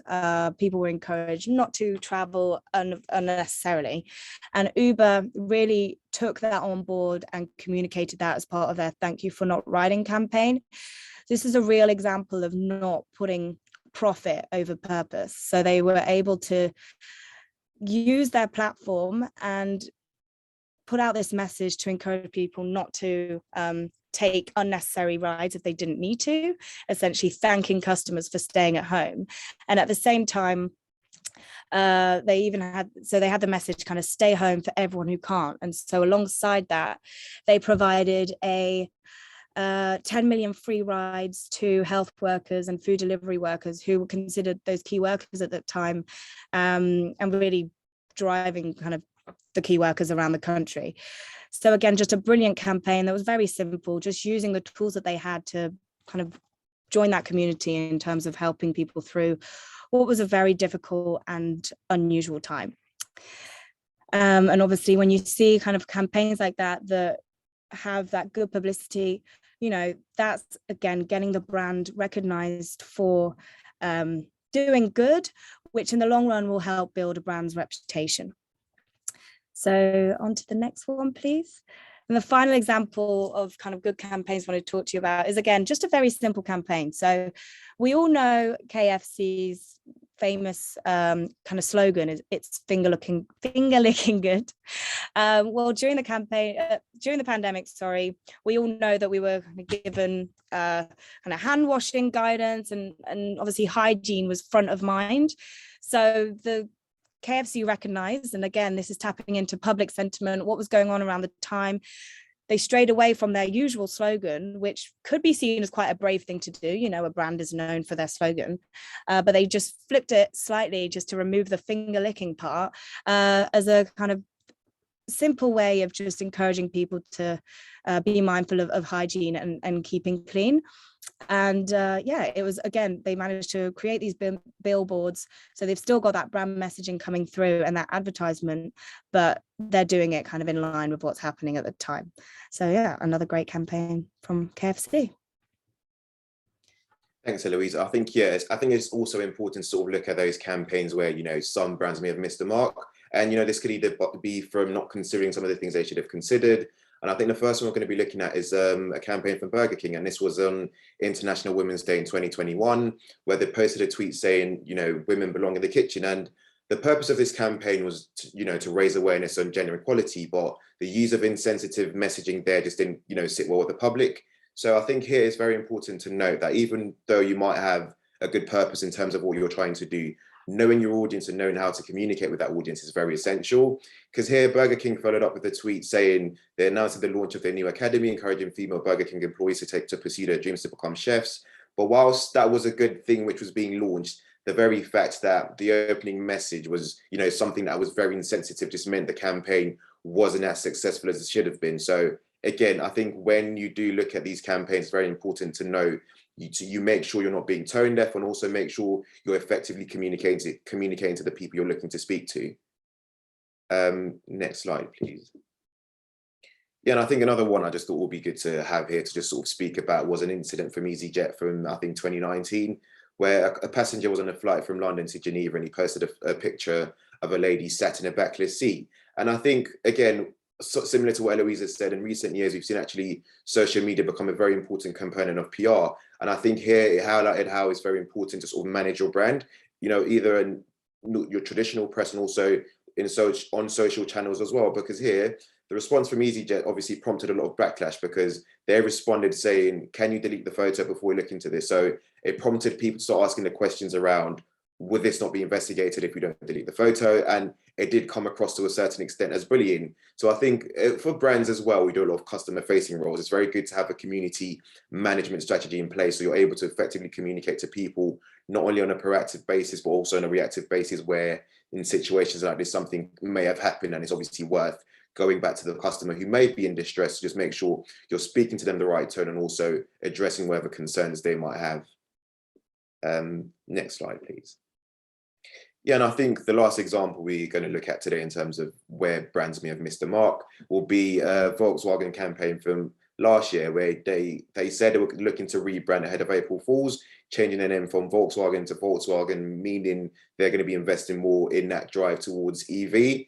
And I think here, what the biggest problem was when they did come out to say this was an April Fool's joke. When you're a brand and you go out saying you're investing more in sustainable means, the people who use your products are looking forward to these products, because you're saying you are helping the environment whilst providing your consumers with very sustainable products. So it was a huge thing where everyone was looking towards using these new products and also seeing what new developments would come from the brand. But to then backtrack on this and say this was only an April Fool's joke just didn't go down well with people. And I think also the brand itself that was involved in this process, being Volkswagen, who had spent a lot of years trying to shed a reputation of corporate dishonesty, following the Dieselgate scandal, where they lied about the amount of emissions being produced by their cars.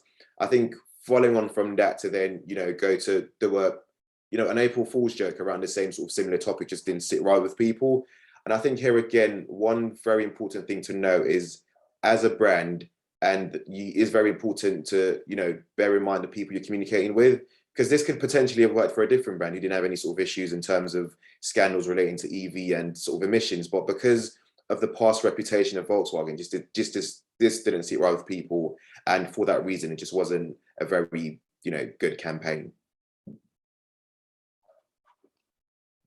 Cool. So just to recap, we just, going back to kind of what we said at the beginning, in terms of key things to remember when planning a good PR campaign. So do your research. As we've mentioned, you can see how and when things go wrong. Knowing your audience and what they're interested in is key. The people that you're going to be communicating with are the ones that are going to be responsive to the campaign. And so if you're not tying in and tapping into what they're most interested in and how they feel, you're likely going to miss the mark in terms of how it's going to resonate with them. And then again, as part of that research, tapping into current trends and the news agenda. This again informs kind of the public sentiment and how people are likely to react towards something, but also allows you to be sensitive to what is happening in the world at the time. And finally, do make sure to stay true to your brand. So in that last example, Volkswagen just missed the mark because of past reputation. Another brand, as Reggie said, might have been absolutely fine. So you can't ignore kind of what you've done previously and who you are as a brand. you do have to take that on board when planning PR campaigns. So yeah, now any questions? Thank you so much, guys. I'm going to jump back on. That beans and Weetabix photo will haunt me forever, but no, that was really, really useful. Going to pick up on a couple of points you mentioned. I think probably my biggest takeaway from that was very much about the need to be on the ball, so being aware of other trends, what other brands are doing, keeping your eye on the news. Have you got any tips for people tuning in on how do they go about doing that? I guess especially when you start out and there's sort of so much to learn and get your head around. How do you guys go about sort of making sure you stay in the know as much as you can? I mean, I think a key thing about our role, it sounds obvious, but reading the news and listening to the news, and as I'd say, as many different kind of platforms as possible. So it might be podcasts, it might be radio. I think that's one thing with the news at the moment. It has changed to from just your regular newspapers. It's all over. It might even be on Twitter. So trying to tap in and taking, whether it be half an hour of your day, at least ingrained into absorbing what the media is saying and tapping into those trends. Again, social media, spending some time, most of us have that anyway on our platforms, but it might be following brands, following individuals, influencers that you're interested in across different sectors, because then you're more likely to see that content, and then you can kind of save down cool campaigns that could be used for inspiration, for example, but just generally kind of making sure that you're kind of on top of what's going on and kind of seeing that kind of sentiment, how people react to things. The more you're kind of keeping an eye, and maybe rather than just scrolling on Instagram as you might do aimlessly, kind of putting that hat on of kind of, oh, how could this tie into a campaign? What are people thinking about this subject? How could that inform maybe something you're working on in the future? Brilliant. And then I think it was a point that Reggie, you made around relationship building. Something that's been spoken about a few times actually today in various sessions. What would your tip be for people starting out in their careers now? Especially, there was a point made earlier where obviously the world's changed a lot since the pandemic, and people are starting to get back out there, but there's still there seems to be a shift in terms of ways people could meet journalists, for example, or even just kind of network on a wider scale. Any tips on how people can keep building those relationships, even in sort of slightly different times than may have been a few years ago? I think with that, I think you're totally right in the sense that it's become a lot harder now following the pandemic in terms of, because before that, you frequently go out to meet journalists, you'd have lunch, you have a conversation about what they're working on and also what you're working on. But I think now one key way you could probably do this is, by sort of following them on social media. But I think when you either follow them on Twitter, you get an idea of their sort of interests, and if you're looking to put a pitch together or looking to meet them in person, when you sort of understand some of these interests these people have and some of the things they're working on, it then gives you more to go to them with and stuff you could then, start to build that relationship by discussing some of the things they might have interest in. It could be you might support the same sports team, you might have the same interest in, the sort of drinks or food or anything. So just sort of looking to connect on a more personal level beyond just the story you're looking to pitch, really. Brilliant. And what about relationships amongst colleagues? So I'm not sure how you guys are working. It looks like you're in different locations, so maybe not kind of fully back in the office. There was a question we had in the last session where someone asked, how can they make sure they're sort of making good relationships with colleagues and also making a good impact in the business as they're starting out, when they're not necessarily sort of visible in an office setting 5 days a week? Yeah. Oh, sorry. Do you want to go? No, go ahead. No worries. I was just going to say, I think for me, I sort of had that similar situation when I started at this agency. Everything was fully remote, so there wasn't really much opportunity to actually meet people in person. The one thing I would suggest in that case would be, it's worth just checking with people, popping in time for a coffee. I think generally people in PR are very friendly, so a lot of people are willing to speak to you, not only just about work, but just also about anything, especially when you're starting in a new role. You might have a few questions about anything. It could be related to work. It could be something you're struggling with. I would say just reach out to people as and when you can, just so you're building those relationships internally. So even when you do work with these people at the end of the day, and when you do meet them, you've already had that sort of ongoing conversation. So I think big thing I would say, when you have a chance, booking a coffee could be a 15-minute chat. You could talk about work, you could talk about anything. Just make sure you're speaking to your team members as much as you can. Yeah. Eloise, anything you want to Yeah, I've just seen there's a message in the chat though, so I might just try and respond to that, which is, when identifying the stakeholders' audiences, how do you locate them on the spectrum of allies, and how do you accurately predict their stand on your campaign? Which is a great question. I mean, in terms of identifying stakeholders, there are various tools that could be used for that, but usually it's, a lot of research. So sometimes we'll use social listening tools. So that's where, say you're doing a kind of mass market campaign where you're trying to target consumers or the public. Again, you can kind of search certain subjects and see what people are saying about it, and then you can kind of adapt your campaign and the comms in terms of to support that. Again, identifying stakeholders, or you can see who is talking about that subject, what type of people is talking about that subject, and kind of hone in on that. So for example, it could be, are there any influencers that you want to use? They'd be considered stakeholders because they have quite a big reach. They could have the opportunity to really promote your brand, but you want to be finding influencers that genuinely align to your brand. So if you're selling a product around coffee, for example, do these influencers genuinely like coffee? You just don't want to be going to anyone who doesn't.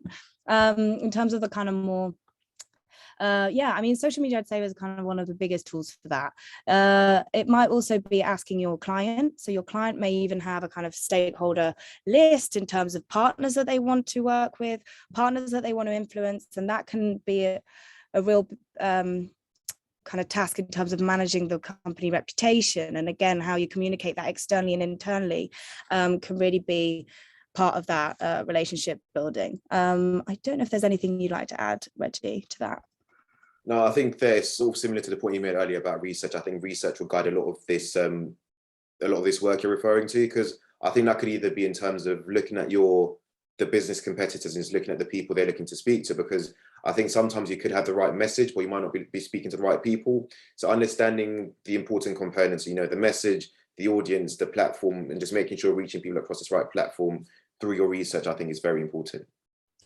Yeah, I think your point actually that you just mentioned about competitors is key. Sometimes the stakeholders are the same people that would be aligning to your competitors' brands. So again, it's making sure you're reaching those that are already aligned in terms of what they're interested in. And that because they might have mentioned something to do with your competitors. If you're selling the same products, it's like, well, how do we get in front of them?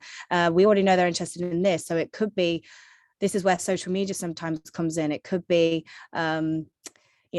doing some paid advertising and getting in front of those, which you can kind of target now using those tools. Or it could be seeing, what type of media are they likely to consume. You can do that through looking at kind of previous campaigns, or looking at generally demographics of that audience. Say business leaders, they might be most likely to read kind of certain outlets that would be business focused, say the Times or the Financial Times. Those are, that's kind of how we can go about that. And that's where it comes to really identifying which media you want to be speaking to and getting into, so that you're reaching the right audiences. Brilliant, great advice, and right on time as well. So thanks so much, Reggie and Eloise, for that session. Some really great tips and useful advice there. So appreciate you joining us, and thanks very much. Thanks, Daniel. Thanks so much for having us. Bye. Take care. Brilliant. Bye. Well, we're on to our final session of the day, sadly, but last but not least, I would like to welcome onto the screen Thomas Small, Senior Associate at Weber Shandwick and co-chair of the PRCA Next Gen Scotland group. And Thomas is going to be leading a panel discussion with some PR industry leaders. So Thomas, I'm just going to ask you to start your video. Aha, brilliant. Hi, Thomas. Yes, hello. Thank you for that lovely introduction, Danielle.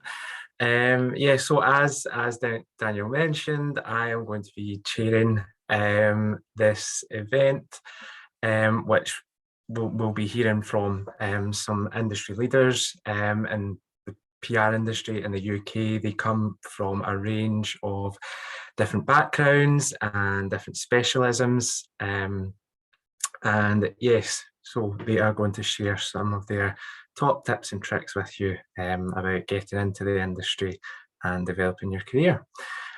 So I think to begin with, obviously, I think as you'll be aware, there is a Q&A function. We've got some questions here already that we'll be going through with each of our panelists, but please do share any questions you have, and we can certainly field those to everyone as well.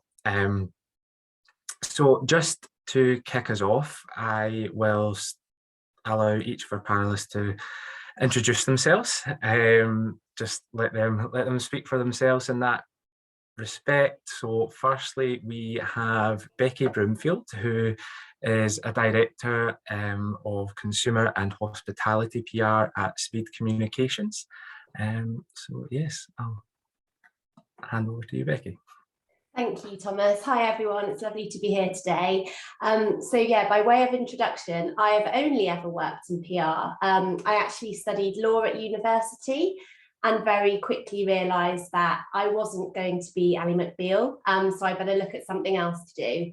And the thing that appealed to me about PR was the fact that I could write, work with people, be creative, but in a really commercial context.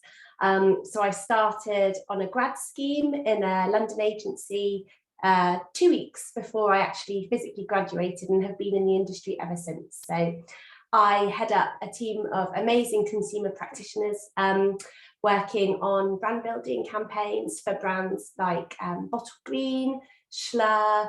We work with Nestle brands as well. So I'm really excited to be here today. Brilliant. Thank you very much, Becky. It's great to have you here. So now we'll move on to Richard Cook, who is Managing Director of Champion Communications. I think you're on mute there. Yeah, thank you for the introduction, Thomas. I'm Richard Cook, as you said, the Managing Director and founder of Champion Communications, which I founded 13 years ago, but prior to that was held various different roles in different types of agencies in the PR sector. In order to get into public relations, which is something that I'd always wanted to do, I actually had to go the long way around, couldn't afford to do, they then required 3 months free work experience that everybody seemed to have to sacrifice and do. So I got a job in sales and actually ended up selling exhibition space to PR consultancies, which gave me the opportunity to figure out which one I wanted to work with, and then got the job with the one that I wanted to work with, and took it from there. Yeah, I'm always wanted to work in public relations, and was drawn to it for the variety of work. They sort of megalomaniac in me likes the way in which we get to persuade people what to think, and I love the writing and the selling of a story to people. Excellent. That's very interesting route into PR as well. And then next we will move on to Rebecca McLeod, who is a non-executive director for Jack and Grace. Hi everyone. So yeah, really happy to be here as well. In terms of my career in PR, a bit of a whistle-stop tour. I've also always worked in PR and comms. I started 22 years ago, again, straight out of university. I did a degree in English literature, wasn't really related at all, but I just sent out loads of letters. I got a job at a local PR agency in Newcastle, which is where I'm from. And I worked there for a year before moving down to London. I learned so much in regional PR. It was a small agency. There were 6 of us.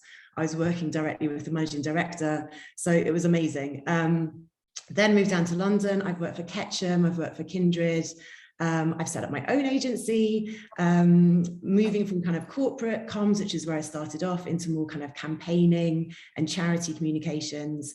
Now I live in Vienna, and I'm a non-exec director for Jack and Grace, which is a PR and comms company which a couple of my colleagues set up during the pandemic. So it's completely flexible, and it's all about basically working with brands that we love, who put people, profit and planet on an equal footing.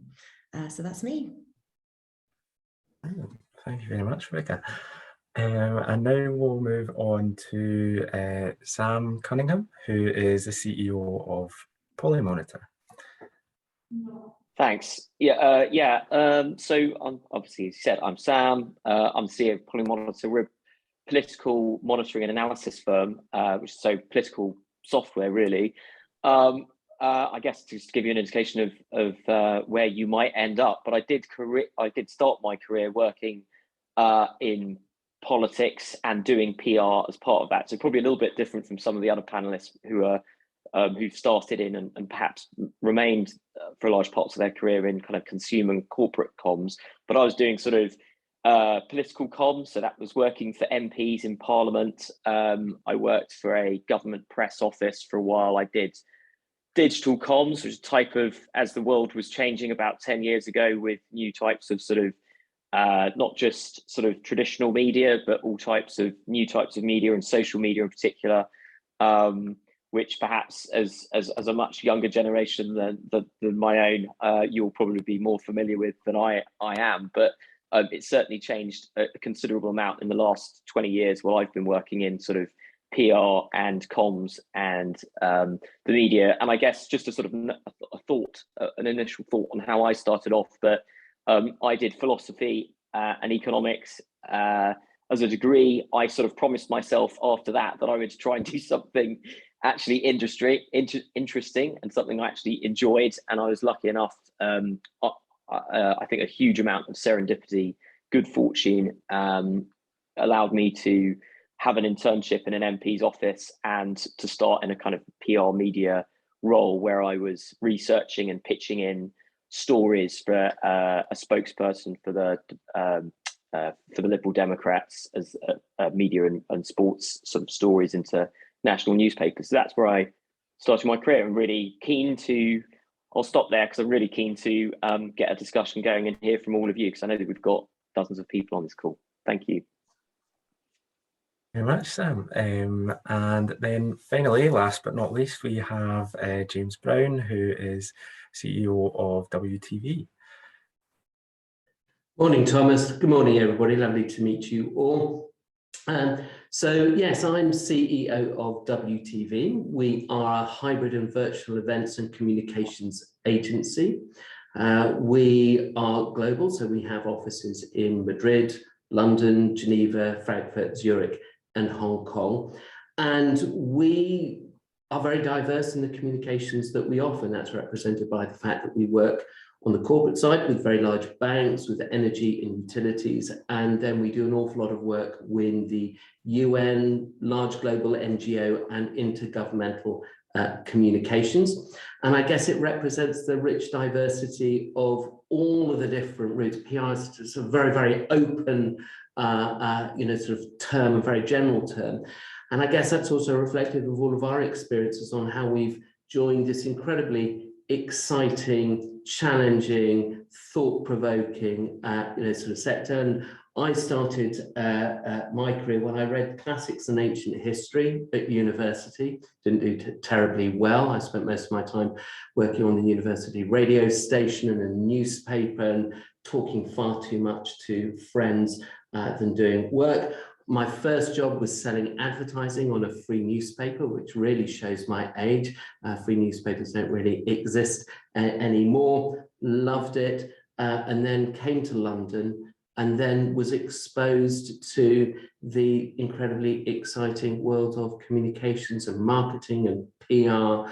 Over my career have worked with some fantastic people and have been led and supported and mentored by many, many, many people. So my story is frankly a story of being supported and helped and guided and warned off some of my own sort of big mistakes over the last 30 years or so. So wonderful. Excellent. Thank you very much, James. And I think what you were saying at the end there about being guided and supported throughout your career, that's definitely I'm quite early on in my career myself, but definitely the previous agency that I worked at before Weber Shandwick, I had some really great mentors there, and it's the same you know, where I work now. It's a much bigger team, but you know, it speaks volumes, you know, of what you were saying about, you know, how diverse PR is. You know, we have loads of people within the team who have that kind of specialist knowledge, you know, like Sam in the kind of public affairs realm as well. And, you know, it's definitely, I think, a very supportive industry in that sense. People always want to share their knowledge, which is really, really good. And they want to help people who are trying to make their way and, you know, find their feet, I guess. So just in terms of, you know, I guess we could maybe kick off. You've probably covered this a little bit in some of your introductions, but, you know, was it always PR or communications for you? I know, Richard, you said you started off in sales. But I guess I'll just maybe kind of open that out to the floor. Like, what got you interested in it? Anyone? Yeah, I don't mind.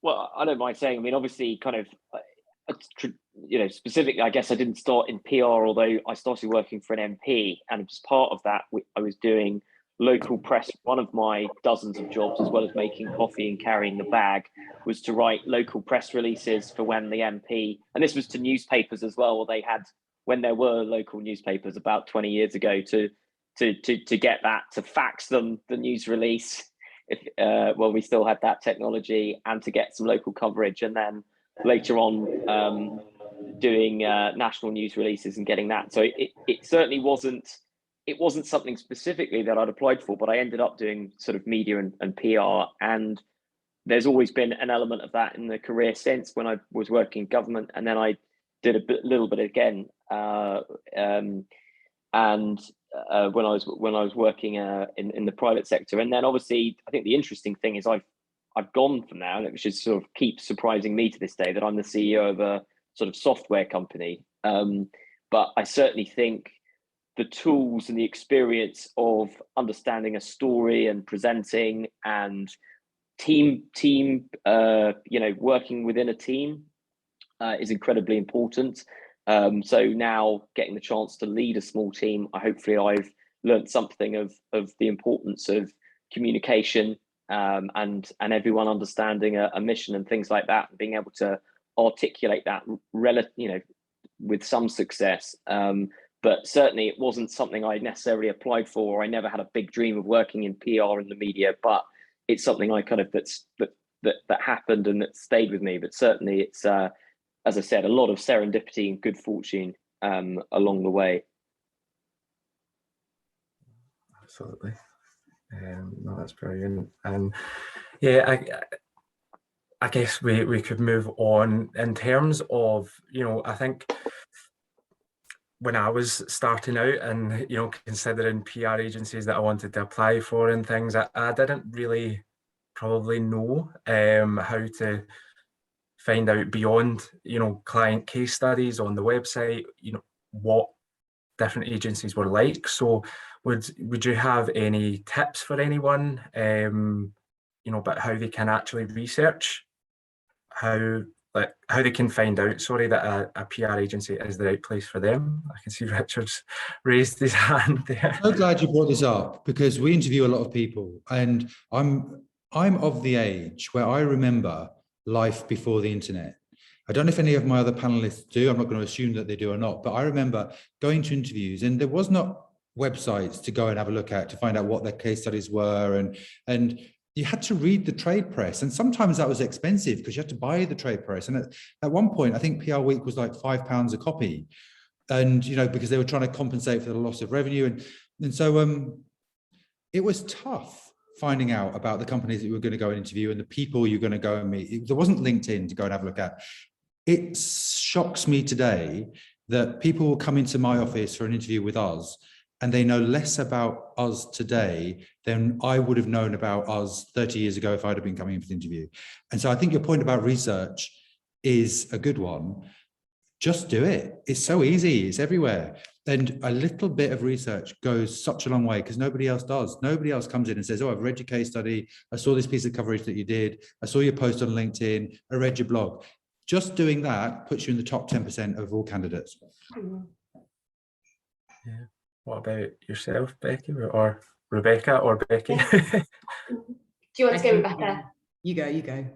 I was just going to agree with everything Richard said. I think, you know, I'll be really honest. When I kind of realised that my plan A of wanting to be a lawyer wasn't going to be right for me, and someone suggested PR, I didn't really know what PR was. So I really invested then in kind of spending time in agencies. I went to uni in Cardiff. I found a bigger agency and a smaller one. And in between lectures, I would go in and just observe and get under the skin of the industry and understand, what does this career actually look like, and is it right for me? But then I think, picking up the point that Richard made, like, what impresses me most when we see candidates, and we actually have 2 entry-level roles at the moment, so I'm interviewing lots of people very similar to the ones who I'm sure are on this call, but people who've not only done the research and understood the campaigns we've delivered and the clients we've worked with, but can come with a viewpoint. And I think a passion for the media and an understanding of how the media works is something you can have with no PR experience, because we all read papers, we all read magazines, we all listen to podcasts.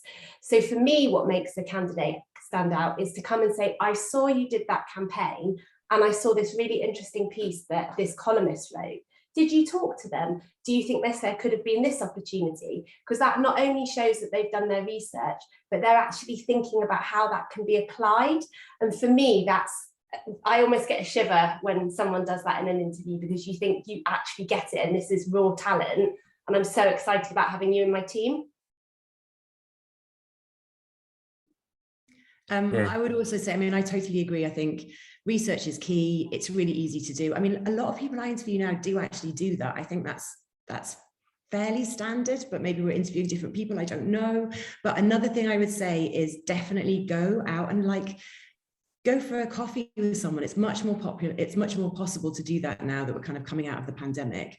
But I think PR people are generally friendly and also kind of quite like to talk about themselves, to be perfectly honest. And if someone messages me and says, do you want to go for a coffee for half an hour? I'd like to pick your brains about X, Y, Z, or approach someone that you already know who's working in a particular agency, because you're never going to find out more about where you want to work than from people who already work there or who have already worked there. There's a load you can find on the internet, but I think face-to-face and asking people what they think and picking their brains, and people love to mentor other people as well. It's an ego boost, so just ask. I would say that would be my tip. Being curious and having a point of view.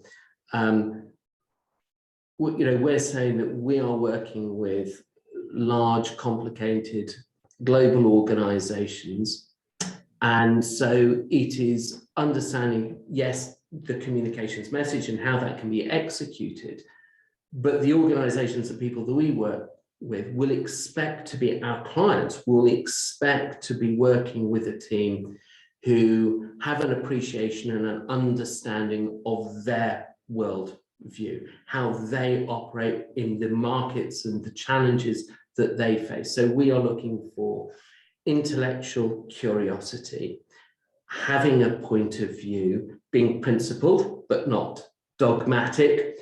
And we captured it. We did some sort of internal research that what the people in our organization all around the world, what do they look like? And it was continuous learners that they'll come into our organization and they will want to unpack what it is that they are doing and continuously learning and developing and challenging themselves and understanding the industry. But we love people who read books, read newspapers, read magazines, talk to other people, are members of other organizations as well, trade organizations, but have a hinterland as well, is really important to us.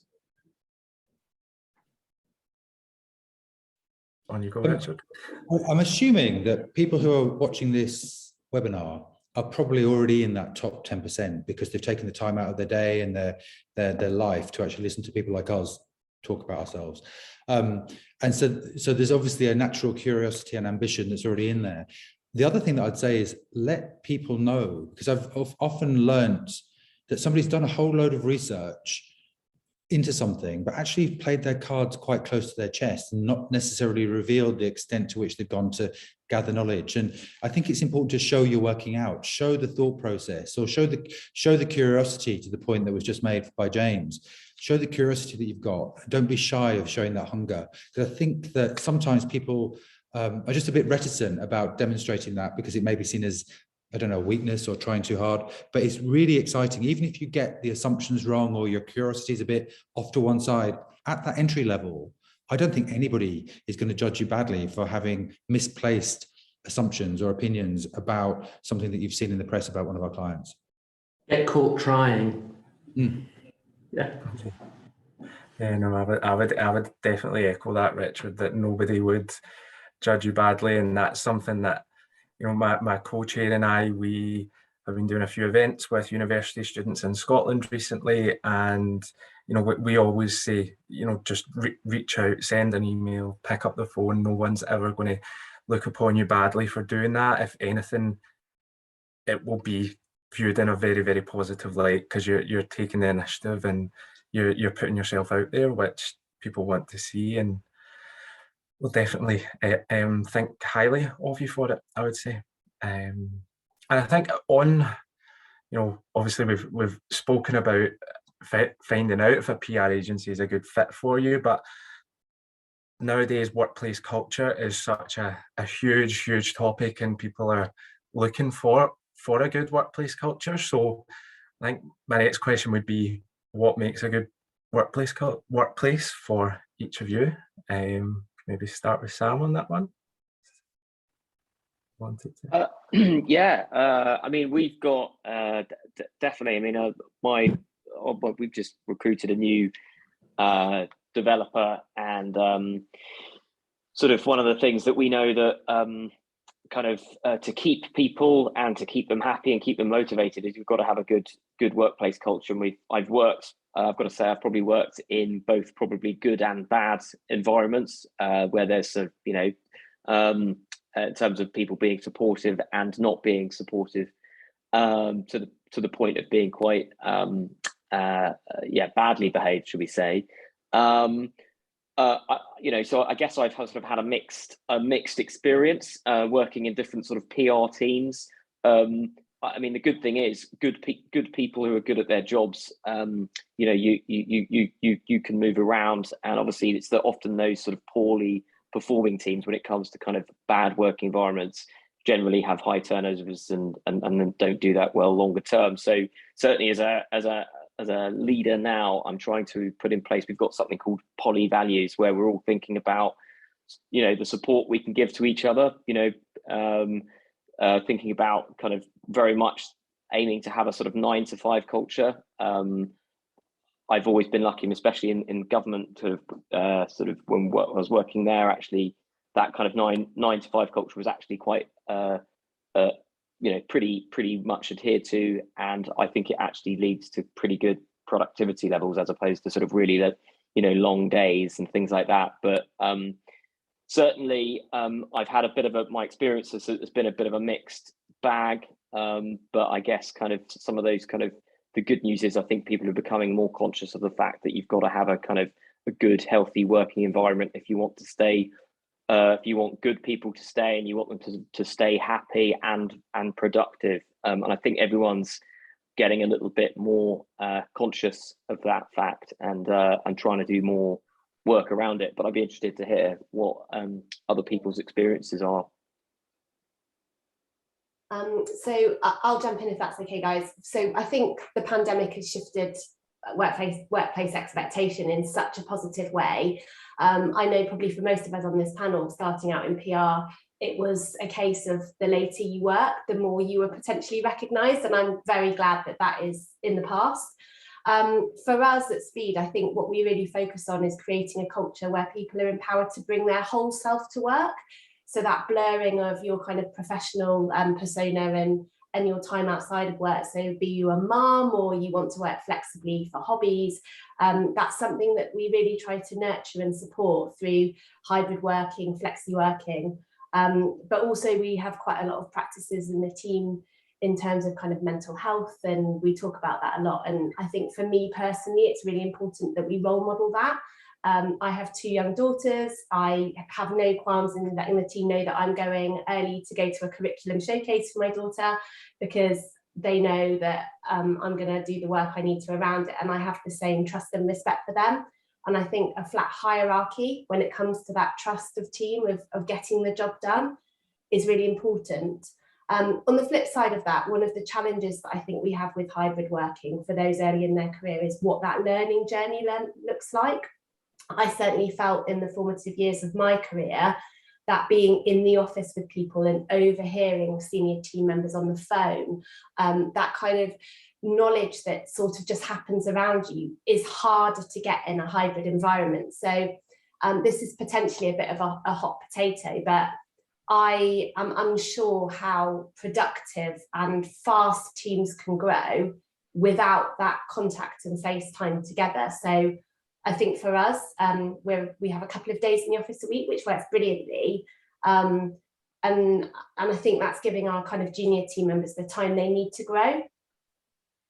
Yeah, I think that's really interesting. I mean, I absolutely, completely agree with everything you said. I think it's really interesting what's happened during the pandemic.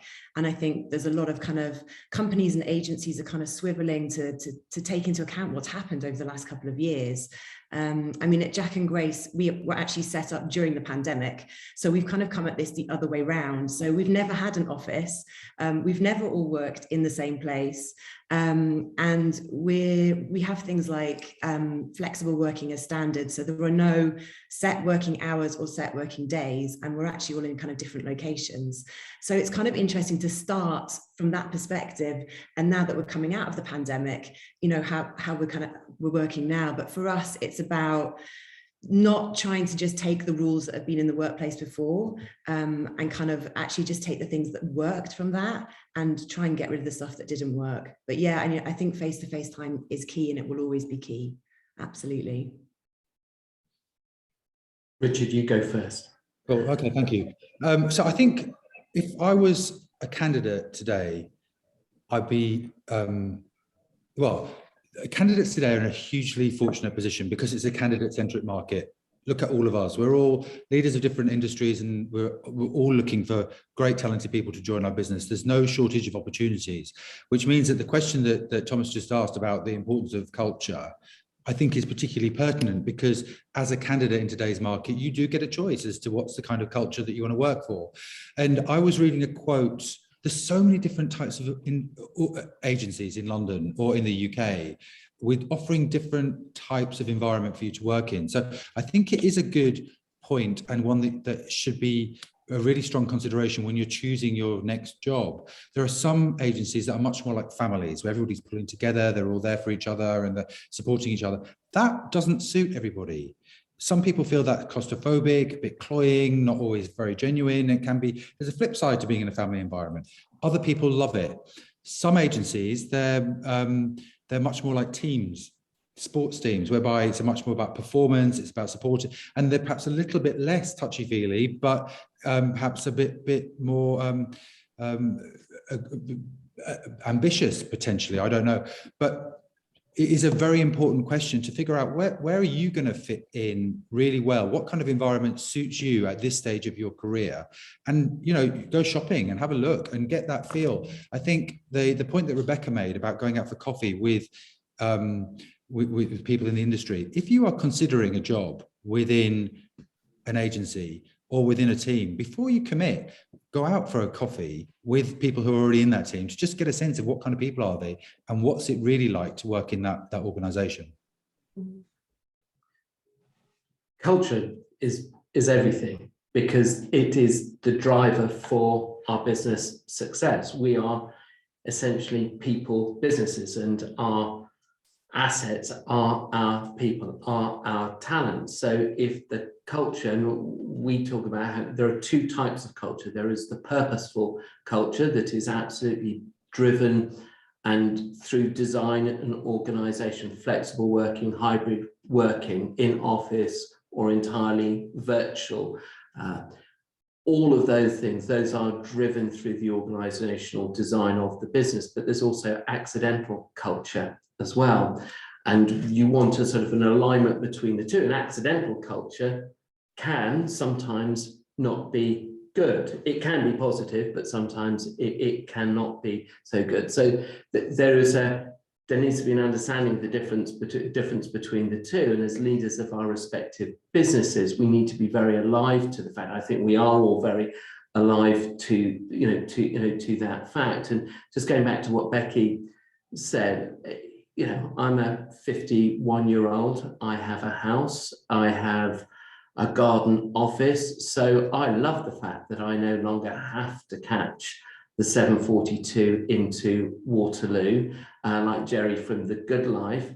But if you're in your early 20s and if you're in shared housing, sharing a room or a flat, it is both good for the business in creating a culture and understanding the language and the way that we operate and the way that we speak, but also for your own mental health and well-being to come into an office and to do all of the wonderful stuff that doesn't happen in the office, but going down to the pub or having a coffee or meeting colleagues as friends is crucially important. So we're still on that journey, but what we're trying to do is to create an open culture and communications channels that acknowledges that this is an ongoing process. We've also, in our experience, had some environmental external issues. So I mentioned we've got an office in Hong Kong.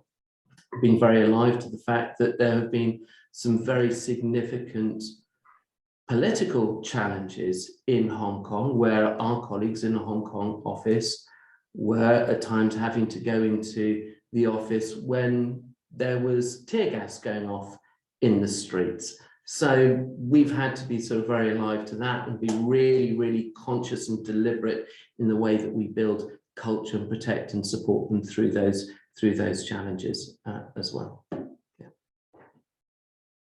Thanks very much, everyone. I'm just going to move over to the Q&A function because we've had a few good questions in. So firstly, someone's asked who, just on the topic of reaching out and going for a coffee with someone from an agency or something similar to that, who do you think is the best person to reach out to? Is there a best person? Should it be the founder, HR? What do you think? I would have no problem with somebody sending me a message asking to go for a coffee. I think it was really proactive and ambitious of them. I think we are part of a bigger group. We have like a quite extensive HR infrastructure. I would imagine if a message went directly there and we didn't currently have a live role, it might not get through. So I'd say be direct, find the person who you think is going to be the decision maker and target them. We've got a wonderful HR director, but yes, we like to see the opportunity in individuals, so we actively welcome people reaching out direct and going as senior as possible. Go for it. Send us an email. Yes. Yeah. I think if I was a candidate entering the market right now, I'd want to speak to somebody in a leadership role within an agency that was seriously considering, but also someone like me, someone who's just been on that journey, perhaps been there for a year or so, to find out what would they advise, because they'll have been through the process. And actually, I think sending an email or contacting somebody on LinkedIn is great, but it could be missed. The PRCA could be a really useful ally in this, because the people at the PRCA have got contacts with most of the people within the industry and probably could solicit, I don't know if they're going to kill me for saying this, but they could probably help with an introduction with relevant people, and that would get attention. No, definitely. And speaking as someone who is involved in the PRCA, I would be happy to help anyone out. Yeah, definitely reach out. And network, be visible. If you're going to be, we did offer someone a role a couple of years ago because, I saw this individual at 2 or 3 or 4 events over a period of time, and you kind of go, that's an active person who's out and about and talking in conversations and being brave and walking up to people and going, I haven't come to anybody at this event, I'm X, who are you? And then, and catches your imagination and is love that. Network, be out and about. I agree. I mean, what's the worst that can happen? Someone says no, that's it, isn't it really? So just get out there, do it. Yeah. I would just add that that's definitely a thing I've done in the past and would recommend it. And as one of the other speakers just said, actually, the elite, approaching a leader in a company is often good, but they're often incredibly busy and may well have a different experience of that company than someone who might have joined more recently and potentially have a good amount of time. I would also add that, I guess, probably perhaps not quite related, but I know obviously a good PR person is often a very sociable person who wants to get out there. I know, like, we're also kind of hiring tech talent at the moment, and I know specifically they do not like doing that.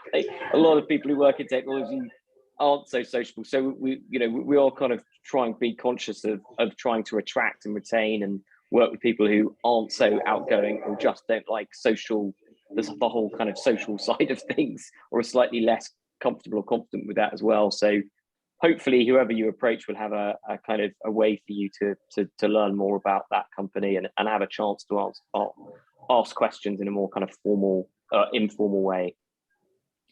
Another thing that will persuade any agency leader to give you an interview is a call from their client saying they've had a call from somebody who wants to work on their account.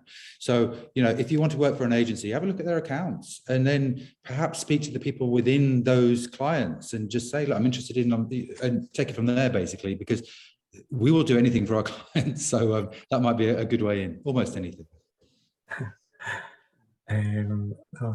Thanks very much, everyone. I'm conscious of time and we have had quite a few other questions come in. So one which would be quite good to hear your thoughts on is, what would be a good way to find the right specialism for you within the communications industry or PR industry? I think trial and error, to be honest. I mean, you can do as much research as you want, but I started off doing PR for engineering companies, then I went into corporate, then I went into consumer, and I've ended up in kind of in charities and change communications. I think you have to try a few different things. I think there's no bad thing to try something and it doesn't work out. I think don't view that as a failure, view that as a learning opportunity.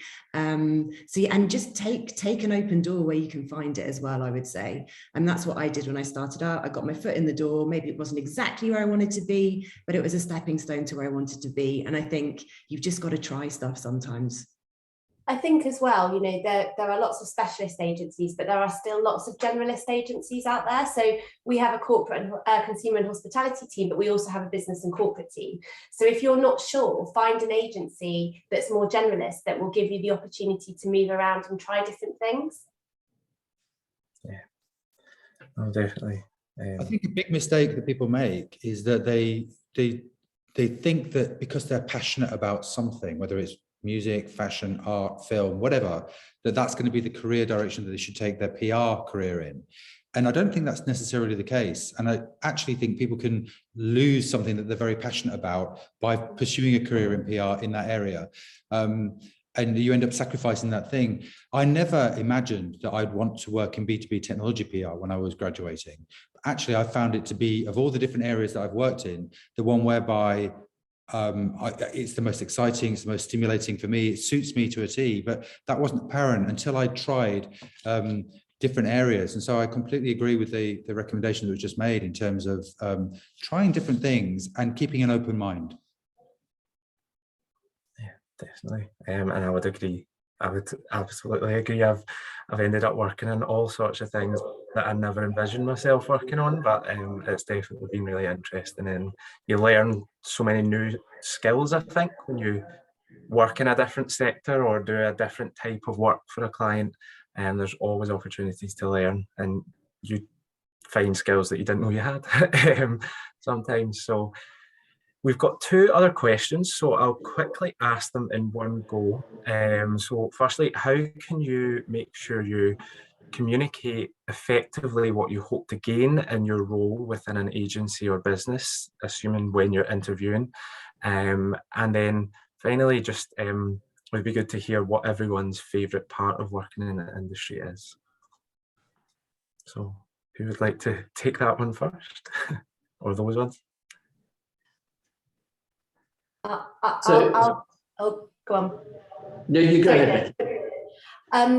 In terms of the communicating what you want to gain from your career, I think that's a fantastic question and absolutely reflects the candidate market that we're in at the moment.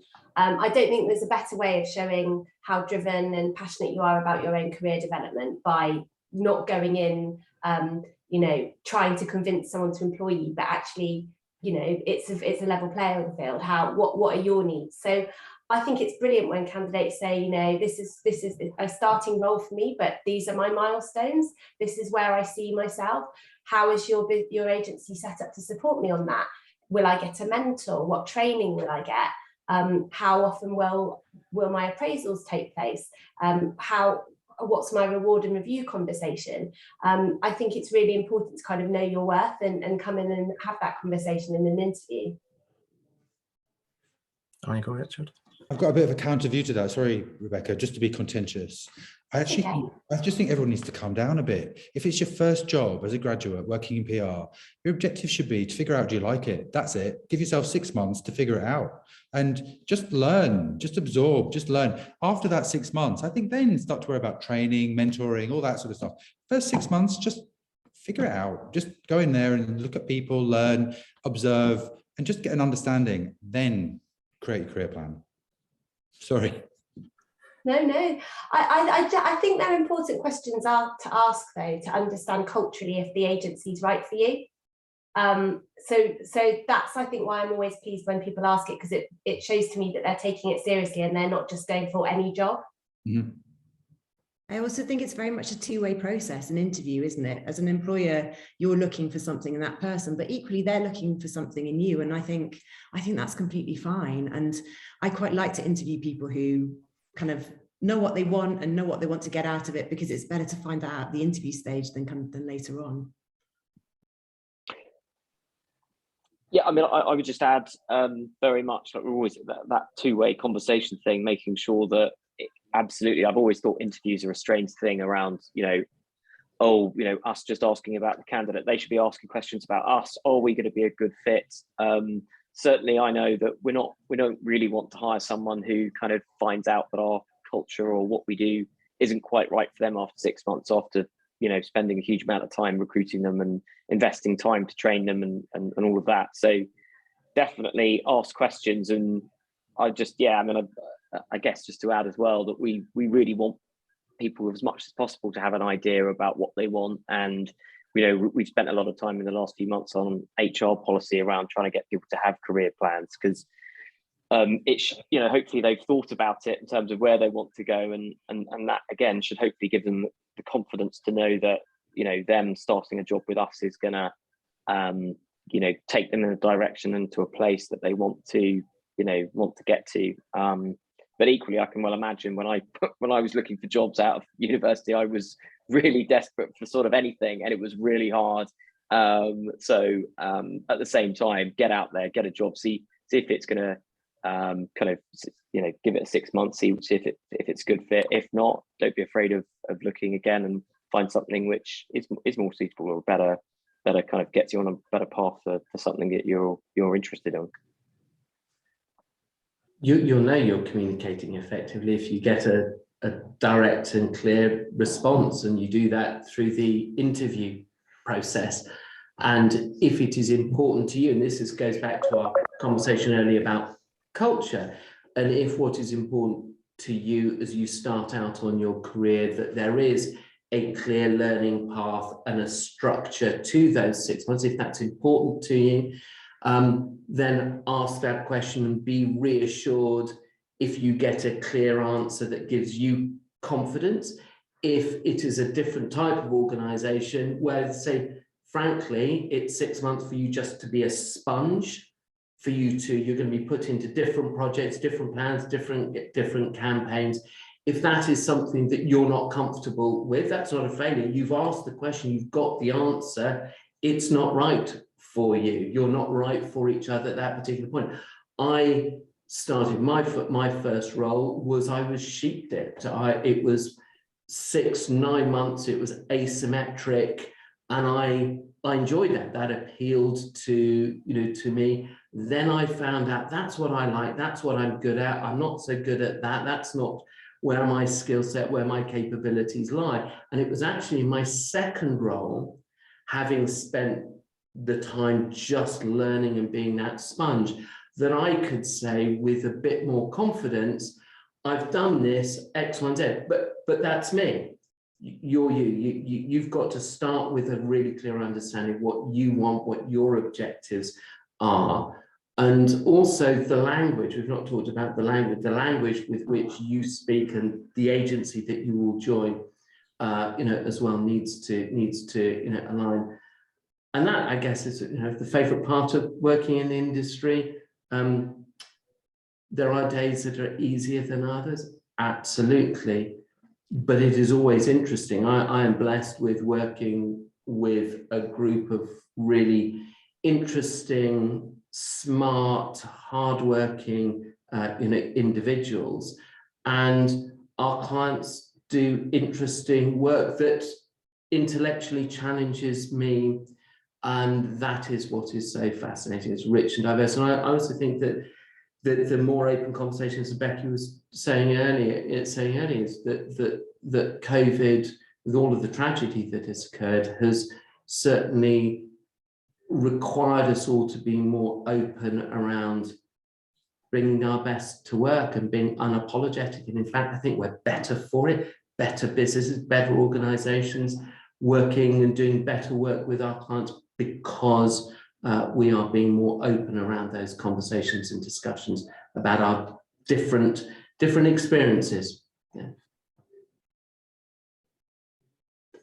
But I might be, yeah. No, that's really helpful, really insightful. Thank you very much, everyone, for sharing.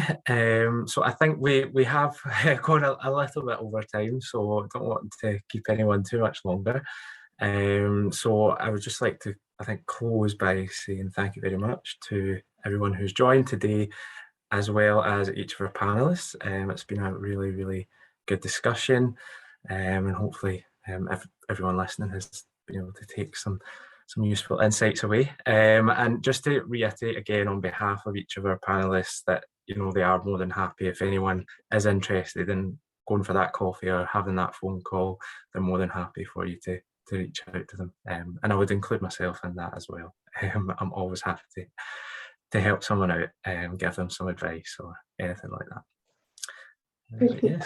Thanks so much, Thomas, and yeah, thanks to all of you guys for joining us. That was a brilliant session to end on. We have overrun, but someone did say earlier that PR professionals love to talk, so just proving that point right. But yeah, that's it for our conference today. Thank you so much to everyone who tuned in with us live, everyone that's watching back on replay. Really hope you found the sessions useful. I'm sure you will have. There's been some really great tips shared throughout the day, and of course PRCA has got a wealth of tools that can really help you kickstart your career, so do make sure you make the most of that. Thanks again to our partners today, Liquid and Milk and Honey PR. Of course, without them events like this wouldn't be possible, so huge thanks. And thanks again for everyone for joining. Have a brilliant rest of the week, and see you again soon. Bye bye. Thank you. Bye.